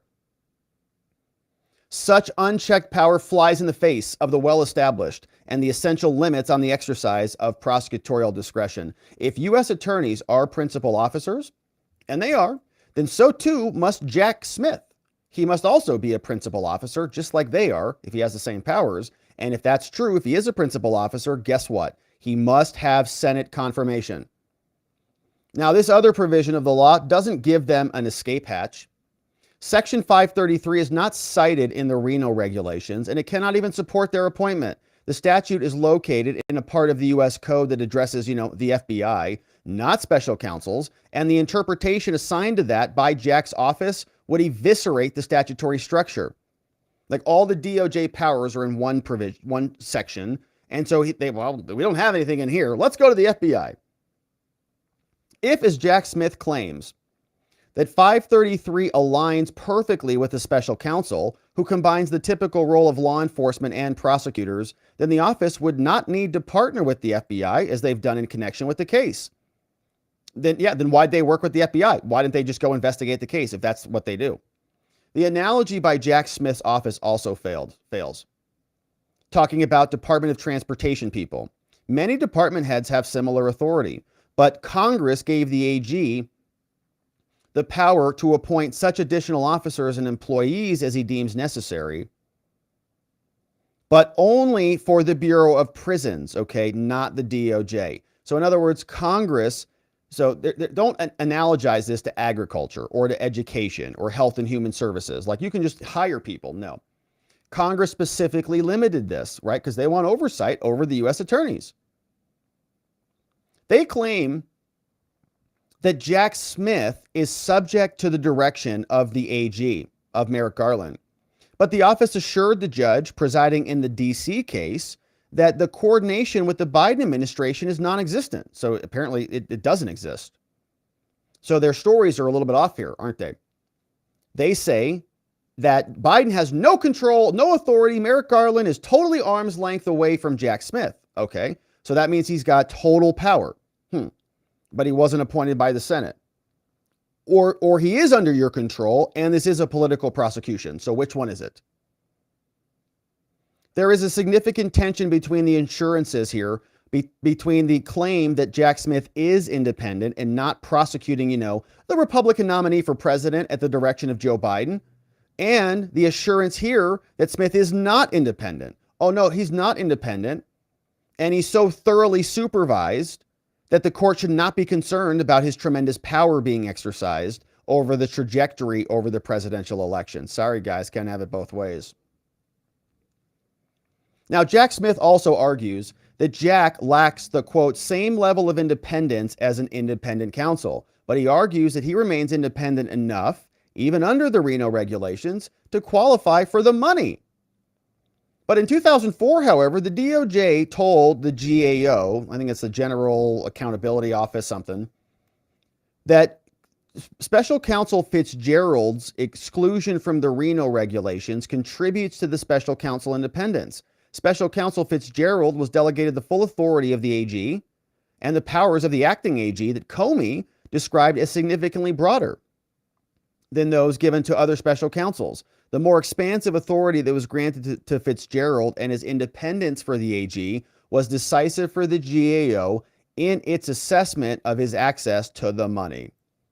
Now, prior to the Reno regs, attorneys appointed to the independent counsel were permitted to depart from DOJ procedures when those procedures were inconsistent with the law, such as when it would compromise their independence from the DOJ. Now, although not subject to day-to-day supervision, special counsels are bound by the department, by their review procedures, saying that the Reno regs offer a variety of different levels of review before steps could be taken to control these special counsels. They must notify the AG of significant events in accordance with department guidelines. The notice must provide for an opportunity to consult. They must be apprised when they're seeking indictment in sensitive cases, when they're executing search warrants, when they're taking significant investigative steps, and other things. In extraordinary circumstances only, a special counsel may bypass the different layers and consult directly with the AG. Even then, the AG has an avenue to overrule such action. Now, citing these and other provisions, the Congressional Research Service, outside legal experts, and even the government have concluded that the Reno regulations contain provisions inconsistent with independence. So they're not actually independent, right? The independent counsel was trying to be independent, but if the special counsel has to comply with all the DOJ requirements, notified, blah, blah, blah, then they're not really independent. Now, the historical citations cited by Jack's office do not address this argument, which is that prosecutors appointed under the Reno regulations do not enjoy the requisite level of independence to get the independent counsel money. It's not the same. There's independent counsel money, but it's not yours. The only relevant examples cited by the office are Jack Danforth and John Durham, When Danforth was appointed, the Reno regs were brand new. Danforth issued findings in less than 14 months, and the only person he indicted pled guilty without litigation. Thus, no one had an incentive to challenge his funding. So that leaves Durham, which is a single example insufficient to establish some long-standing practice. Now, to be clear, offering Jack Smith a blank check has harmed Trump's substantial rights. And this is a point we don't hear enough. Jack Smith is a government-funded opposition research arm of Trump to the tune of tens of millions of dollars. The DOJ simply could have not funded the entirety of Jack Smith's expansive, politically motivated witch hunt from some alternative source. They only had one piggy bank that they could raid for this. What has transpired since Jack's appointment is exactly what has caused concern as the Independent Counsel Act expired. It eliminates the incentive to investigate trivial matters and use the law as a cudgel. Since the founding, resource constraints on prosecutors have been regarded as an indispensable guarantee of substantive fairness. Don't give someone a blank check, otherwise they'll use it all. The person, the sword ought never to be in the same hands, right? Don't give Jack Smith the right to just write his own checks, whether legislative or executive. The lack of any such constraints here has allowed Jack's office to engage in an unabashed political crusade with zero accountability. Now, Jack's office is pursuing two cases in two jurisdictions to maximize their interference during an ongoing presidential election. This tactic is the luxury of a prosecutor who faces no resource constraints. And it's far from a foregone conclusion, as Jack seems to treat it, that the DOJ could readily have funded this from other appropriations if available. In 2019, for example, the DOJ was forced to prioritize its antitrust review of Google over Apple because it couldn't afford to pursue both, because they're just so bloated and fat. Now, even if the DOJ could shift alternate funding sources to this, still doesn't remedy the wrong.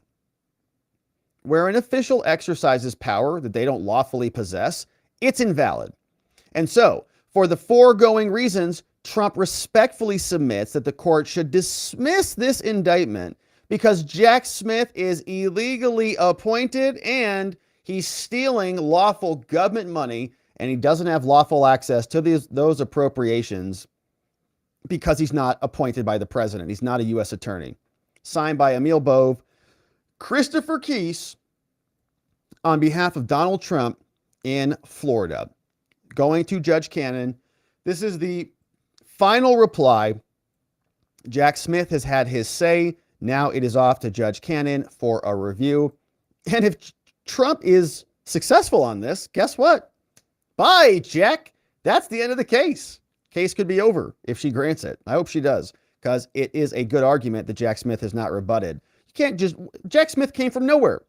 They just pick him out. Hey, you can do whatever you want all the time with his unlimited money. Have fun. Go after Trump. You hate him? Go after him. Trump has to come out of pocket 2, 3, maybe 10 times to respond to that, right? A government prosecutor spends $1. You got to spend 10 to respond. So they're concerned now that Trump might win. Here's John Bolton, who's really freaked out about this, says if Trump wins, there might be retribution for all of this. All this lawfare, this political warfare going on, well, maybe repercussions coming back their direction. We'll have to see. John Bolton's freaked out about it. Here's what he says about this. As he says frequently on the campaign trail, this will be a retribution presidency. Let's go. Now, he says that the deep state, or whatever you want to call it, comes against him because he stands between his enemies and his followers. And they're really after his followers, and he's just kind of taking the heat. Well, they are in many ways. I mean, they censor everybody so that we can't hear from Trump. Like, we are also victims in this onslaught. They are openly propagandizing us every single day, saying we can't participate, mandating we do certain things, wrecking our dollar, right? All of this is an attack on us, but it's also an attack on Trump, right? He is the symbol of all of this. So here's what Bolton has to say.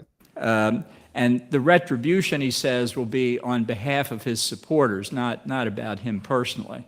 Well, that's ridiculous. Of course it's about Donald Trump personally. Everything is to him. It can be about both, So John. when he says that Mark Milley, for example, for doing the right thing during the tumultuous time after the 2020 election, called his Chinese counterpart and said, don't read this wrongly. There's really nothing here that you should be worried about. Not Trump under describes Trump's order. that as treason.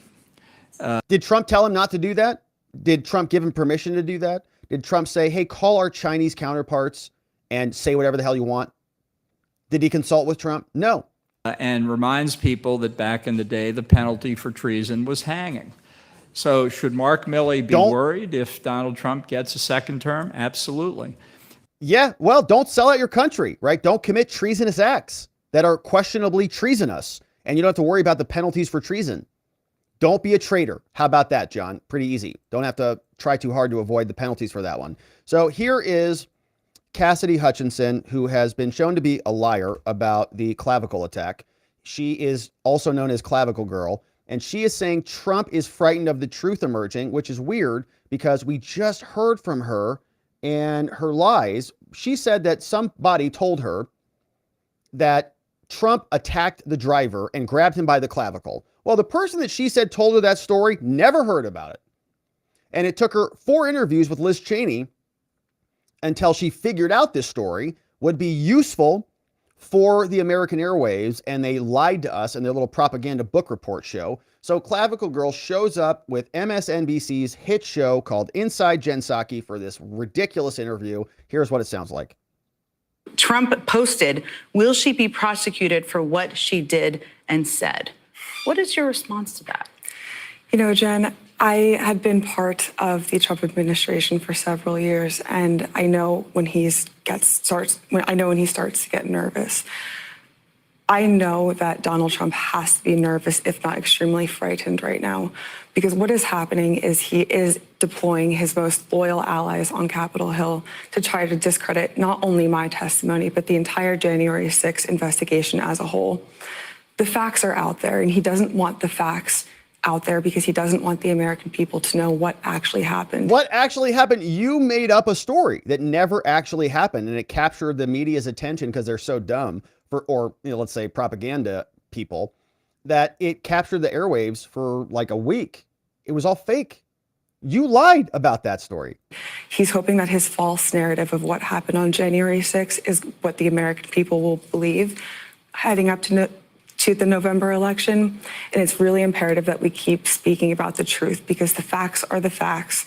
And Donald Trump has tried to smear those with his deceit and his lies. Now, what I will say to that too, though, is when you mentioned the report, much of my testimony is corroborated, but there also is one key piece, and that's the fact that he knew that there were weapons in the crowd. His Secret Service agents testified that he was aware that that's why they were not coming through the magnetometers. That's a key piece of evidence for the American people to know, and for the jury, hopefully, that will convene before the election, because it speaks to his state of mind. And it also is reported that only 1 hour after he got back from the fact that some people in the crowd had weapons speaks to his state of mind, like he's going to use those weapons to take control of the country. They weren't used. Like there was no weapons. There was like one guy who shot a gun off at some point, maybe. And I think they just charged that dude. So what weapons? There were flagpoles. He called Kevin McCarthy and said that it was Antifa attacking the Capitol. Well, but he also said that they were his people. So, all this being said, Jen. And the feds. Donald Trump FBI, lashes out when he feels threatened. And he's lashing Security. out right now because he does not want the American people to know that he was responsible for the single most egregious attack on our democracy. Okay, so they're just rolling her out. Okay, she's joined with a lot of the other, the TDS Spice Girls. So she's joined with Alyssa Farah, the other blonde, whoever does, they have different dance moves. I can't keep track of them all, but they're the TDS Spice Girls. So they're going to be bringing them out, parading them around, and continue to, I guess, make up stories that Jen Psaki will share with her viewers over there on MSNBC. So, all right, my friends, that is what is cooking there. Now, hopefully Judge Cannon comes back out, finds that Jack Smith is an illegal prosecutor who illegally invaded the DOJ, and he needs to be deported immediately, and the money needs to be returned, and the cases against Trump should be dismissed, and an apology letter should be drafted. So we'll be here continuing to cover this, my friends. Thank you for subscribing wherever you're watching this. Thanks for liking this video, sharing it with a friend or family member so that they can see just how illegal Jack Smith really is. They'll be shocked as we were. But we'll be here continuing to cover this. We got some great links down in the description below. Thanks for checking out watchingthewatchers.locals.com, which is our members only community. We do streams in the morning. We talk about a bunch of stuff that we can't get to here. We'd love to have you join us. It's a great community and a great way to support our work and have some fun doing it. So we'll see you there. Check out the links in the description, and we'll see you back here on the next one.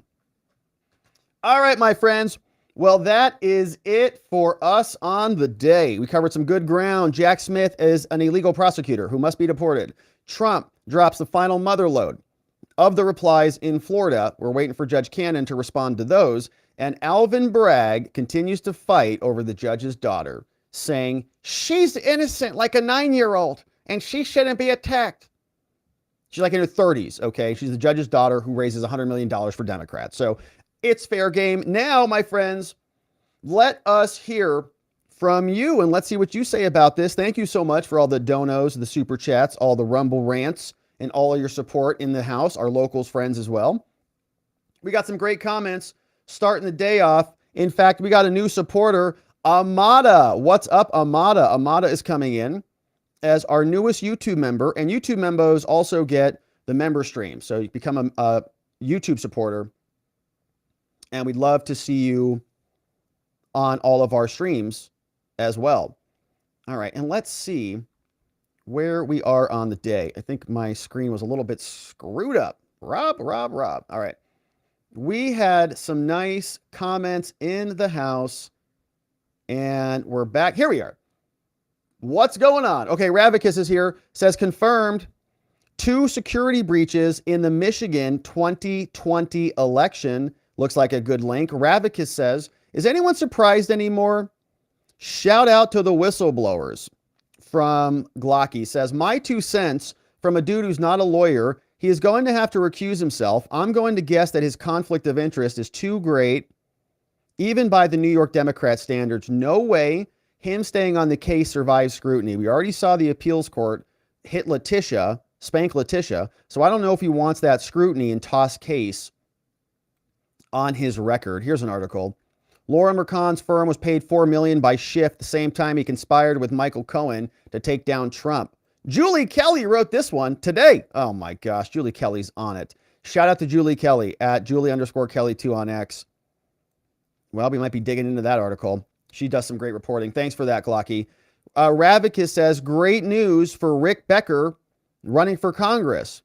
Vivek Ramaswamy has officially endorsed Rick Becker in the North Dakota congressional race. Shout out to Rick Becker and Vivek. And good luck to Rick Becker up there in North Dakota. Thanks for sharing that, Ravicus. We got this one from Glocky. Says, this is unbelievable. Like now a California court has direct evidence and testimony that the election was at the least illegally ran and at most stolen. No way I trust Georgia Republicans after this testimony. Shout out to Julie Kelly for retweeting this. Says Mark Wingate, Fulton County board member from Fulton County, just testified that Fulton County elections shouldn't have been certified because there was no signature verification done at all.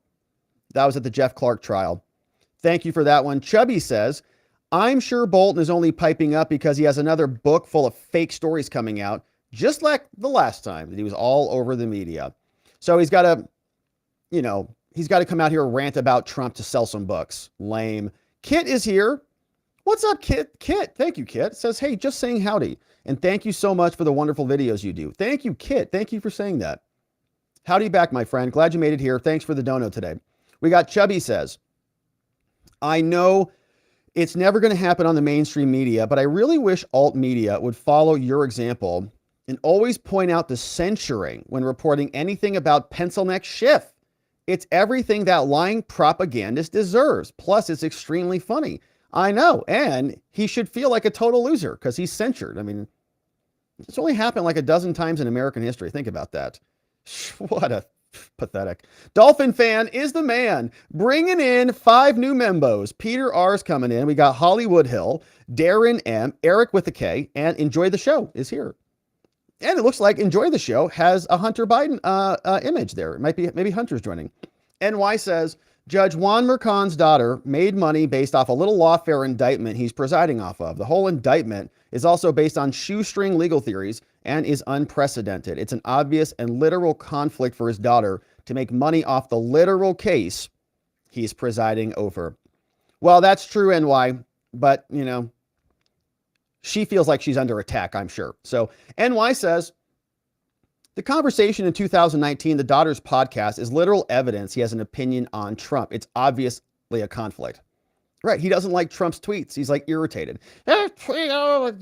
Unbecoming. DJ says, Michael Cohen had an affair with Stormy for years before this payout was done. And I think that's allegedly. I don't know that I've seen anything substantive on that, but I've heard that we've seen stories about that. And I think in the Gateway, somebody was reporting on that. Larry says, politicians hate us all. So vote for the ones that hate all of us the least. Yeah, they're definitely not like working for their constituents. Okay, sure you are. Sean Davis says, been a washer for a few years. Sean Davis, been a washer for a few years. Like a dishwasher? I've washed a lot of dishes in my day. I used to do some catering back in my day. Wash a lot of dishes doing that stuff. Sean Davis, good to see you. We got Jennifer says, it's funny, the more they try to silence Trump, the stronger he becomes. The more they try to silence Trump, the stronger he becomes. Yeah, and Bonnie on Locals made a good point about this. Says, you know, the gag orders also kind of limit him from saying stuff. And, you know, there's some indication that, you know, maybe if Trump said less things, that maybe his polls would go up. You know, so it's like, first of all, it shows that they're censoring him. And then it kind of makes Trump on his best behavior, which means that maybe it's like a double-edged sword for them. It's like, first of all, you're censoring him, and Trump's like a gentleman now. And everyone's like, wow, Trump is like a gentleman. He's like wearing a top hat and a monocle, and he's like, oh, I guess I'm gagged. I can't say anything. He like wins 49 states. See if it works for him. Rob says, isn't speech and voting how you're allowed to redress the government? Used to be. Yeah, it used to be. Of course, that not what they allow the J6 hostages to do. Trump is revealing the criminal RICO use of the government against the people. That is for sure. Like, you haven't seen the type of insanity come out of the woodworks like it's come out from the rabid lefty lawyers. Like, you know, these people existed, but now we can see them. Now they're all emerging from the gutters. So thank you, Rob, for that one. Hey, whoa, Stephanie's bringing in 20 new membos. Stephanie, how amazing. Thank you for doing this. Friends, welcome aboard, courtesy of Stephanie. Karen E. coming in. Wire Rat, Kevin B, Tommy C, Lesco G, Sim City. We got Pope Brackets Touched Me. Heard Not Seen is in the house. B-Dub, Ann B, No Japski's here. Diane B, Kevin H, Rocky, welcome. Dog Backwards is God. Jason G, Just Dia, Lactonic, John M, and Sarah L brought in courtesy of our friend Stephanie in the house. Thank you for that, Stephanie, and welcome aboard, new friends. And thank you, Stephanie, for bringing them in. We got Maria K is bringing in some more membos. Dan is here. Elizabeth C, Caesar J, Will I, and Confessions of a Cookie Addict. They are good. It's hard to say no.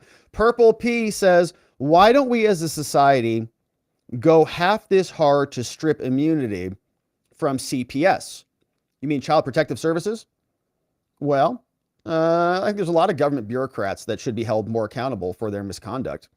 That's a good place as any. We got this one from Phil Swede. Hey, 4 months as a membo. Greetings from Sweden. Praying for MAGA in November. Hey, Phil, we'll take it, man. We need it. So thanks for praying for us all the way over there. We need it. We'll send it. Thank you for sending it. We'll use it. We'll put it to good use. Hey, what's up? Kesden became a supporter. Welcome aboard, Kesden in the house.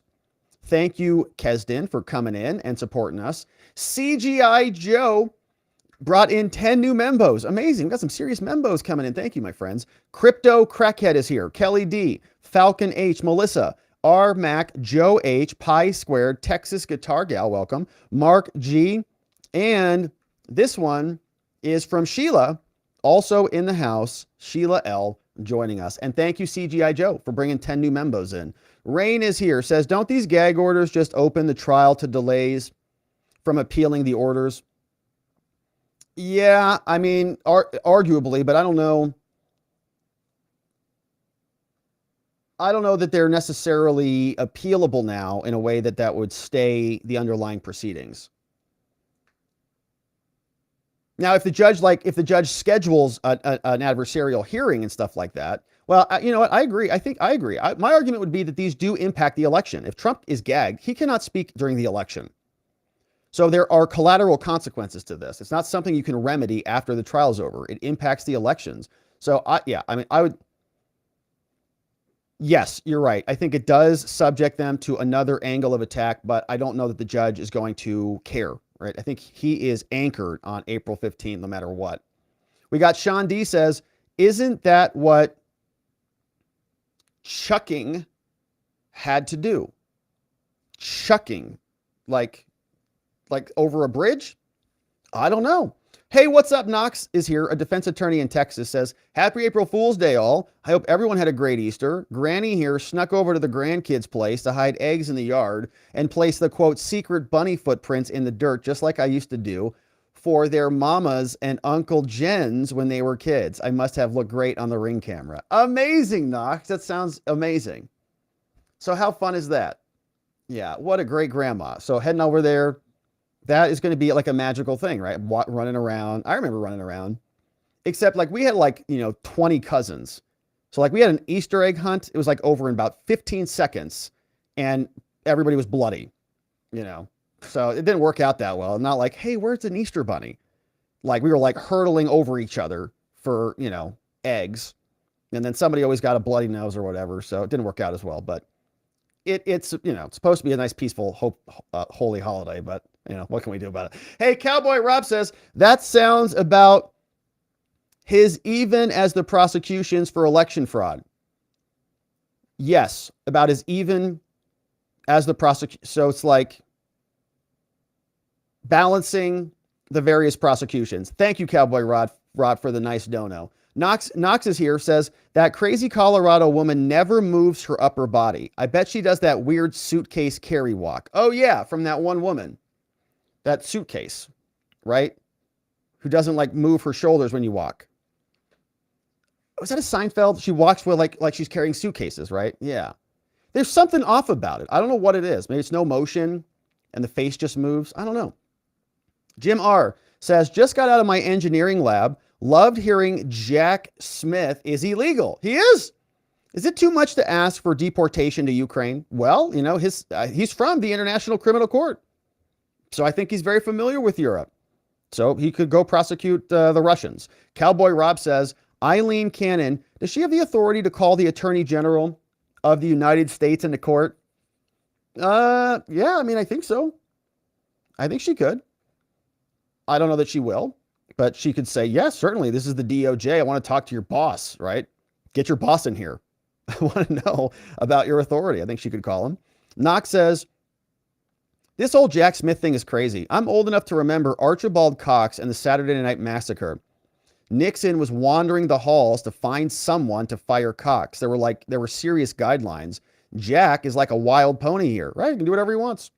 No one knows where he came from. Here's a nice link to the Saturday Night Massacre from Knox, a history link. Good to see you, Knox. Thank you for that and the update there. Jeremiah says, if the Lorax was a warmonger named Bolton, throwback to the impeachment trial. Yeah, with that stash that can pick up radio waves. Glocky says, dear Mr. Bolton, they aren't followers, okay? They're 80 million and counting American citizens who vote, and we're voting hard. Glocky says, did a Chinese general call Trump and warn him about COVID or hacking our infrastructure? I don't know. Yeah, I don't know. But we know Milley called them, and Pelosi, I think, wanted him to or something. Jim R. in the USA says, I'm bringing it all down. It's going to be biblical. From Jim R.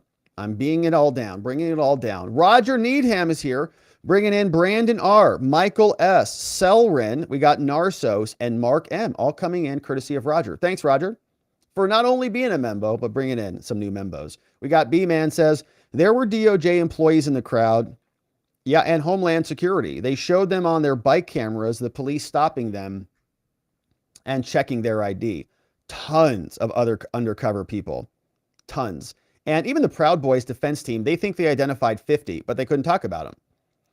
There were 5 Proud Boys on trial. They identified 8 FBI agents that were undercover that they could talk about. The other 50 from HSI, Homeland Security Investigations, couldn't talk about them. Thank you for that one, B-Man. Jim R. says, pay-per-view life departures can reduce the deficit. Well, that sounds not good, so we don't want that at all. Don G, what's up, Don G? Thank you for being a super payer and for supporting our work. We're grateful for that. Appreciate you being here. Thanks for supporting us. Drill Sergeant, old Drill Sergeant, been a membo for 6 months, says, hey, tell Good Logic to do what Barnes said. Well, that's pretty good advice usually. So hopefully Joe's abiding. We got Jim R. gifting membos. Thank you, Jim, for gifting Cecilia M. in the house. Welcome aboard, Cecilia.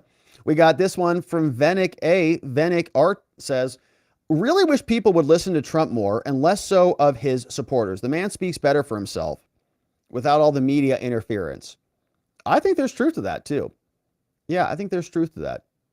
He does have a bunch of people who I think will take what he says. But it's, I'd say it's mostly the opposite media, you know, there are, yeah, all right, I get your point. Yeah, I agree. Listen to the man himself. That's why we want free speech, so we can actually hear what he has to say. This one from Roger says, Judge Mercan should recuse himself, right? Wouldn't that be the proper thing to do? I don't understand the desire to tank the credibility of the court. Well, if you want the justice system to have legitimacy, then yeah, I think you want a judge who is beyond reproach. The fact that his daughter, is raising $100 million for Democrats doesn't do that. What's up, Larry? Good to see you. Says, thanks, Robert. Thank you, Larry. Over on Rumble as a member and supporting us over there. Shout out to our friends on Rumble. And Larry, thank you for supporting us. Sean Davis says, watcher, not washer. LOL, my bad. Oh, watcher. That makes more sense. Washer, not like a dishwasher, like a watcher. I probably should have caught that one, but I didn't do it. But thank you for that, Sean. We got, hey, what's up, Venick? Says, missed who gifted this, but thank you. Hey, Venick says, thank you for the gift. We got a lot of generous gifters in our chat, so thank you for that. And welcome, Venick. Hey, another generous gifter, Michael S. Michael, thank you. Bringing in 5 membos, Pyramid S, Crypto Beauty, CVG. We got Glowin C and Tyler, all gifted membos, courtesy of Michael S. in the house. No, I didn't see this. No, Gwen says, Rob, did you see the Viva Barnes call out to Good Logic yesterday? No, but apparently someone else did as well. What was it? Is Good Logic okay? I hope so. I sure hope so. Is Viva and Barnes okay? I'll have to check on everybody. I love them all. We got this one from Knox says, my stepdaughter, Shelly, is the executive director for the Pima County Democratic Party. We laughed about it, and she admitted that Trump has balls of steel. Yeah, there's no doubt about that. Trump does. There's no doubt about it. He's at a whole different category, man. I think any other person would have buckled a long time ago. Trump is a force of nature. There's no question. Mark B, what's up, says Crazy Eyes should recuse herself from the election. I totally agree. It's like she's supposed to be the referee on the case and, on the election. And she is as biased and insane as any of them. So, all right, my friends, thank you so much for those very generous donos. It's a beautiful Monday. It's a beautiful fresh new week, fresh new month, and fresh new quarter. And so very grateful for your support and for you joining us as we cover all of this. Let's see who's joining us on X. Say hello to a couple of our friends over there. And what's up? LJR says their downfall is they never expected the pushback from LJR. Never expected the pushback. Hey, this is Matthew Graves. No visible signature on his oath of office from Matthew Graves. Isn't that funny? That's curious. Damien says the New York judge, by trying this case, unethically enriches his daughter. There's no other way to look at this. Daily Dose says, I missed it, man. Fred says Trump told Sebastian Gorka that Lisa Monaco and Andrew Weismann are actually running everything. I'd say Monaco is for sure. I don't know if Weismann is, but Monaco for sure. And, you know, she might be taking orders from Weismann or colluding. Salty says Marjorie can force the speaker vote. We'll see if that happens. And what's up, Joey Franco? What's up, Sweet P. Jafer? Tagging crypto lawyers. Shout out to crypto. And so, my friends, those are our comments over on X. You can come join us at Rob Govea, ESQ, if you want to follow us over there and follow other watchers out there in the wilderness on the X platform. Like their comments, follow their stuff, and join them out there. But, my friends, that is it for us on the day. It's a beautiful Monday. We are going over to watchingthewatchers.locals.com for our members only after party. We'd love it if you joined us. We do streams in the morning. We'll be live tomorrow morning. We do streams on Saturdays, and we have an amazing group of people there. So we'd love to see you. Come say hello. Watchingthewatchers.locals.com. PDFs, newsletter, merch store, calendar, all available. RobertGovea.com. If you want to see when the show is scheduled, if you want to see when other hearings are scheduled, like the oral arguments in SCOTUS, for example, calendar is available. RobertGovea.com. And WatcherLodge.com is our sovereignty and self-development community. More on that coming soon. And so, my friends, that is it for us on the day. Before we wrap it up, want to say thanks to our mods and our meme smiths who mod down the fort for us and keep things nice and orderly. Our friends Vianticus Prime, K Bean in the house, Just Cause, Playing Hooky, Ronnie Cole, Zulu, our friend Beyond Geo, Zach Nichols, John Allen, Janek, Dog Digger, and Donut Mind Me clipping away for us on the day. John McGarvey helping as well. Our meme smiths, Geegum Geegum. Geegum says that she just uploaded a clip of Good Logic, so I'll check that out later. And Nathan, N810, and Sleepy Dog Lee, all modding and memeing the fort down for us, and we appreciate and are grateful for their help. But that, my friends, is it for us on the day. And so we are coming back here tomorrow to get into it again. It should be a busy week, and we're going to have to come on back here and attend to every single bit of it. And to do that, we need to see you right back here so that together, with your help, we can shine that big, beautiful spotlight of accountability and transparency down upon our system with the hope of finding justice. Make it a beautiful night, my friends. Sleep very well. We'll see you right back here tomorrow. Bye-bye.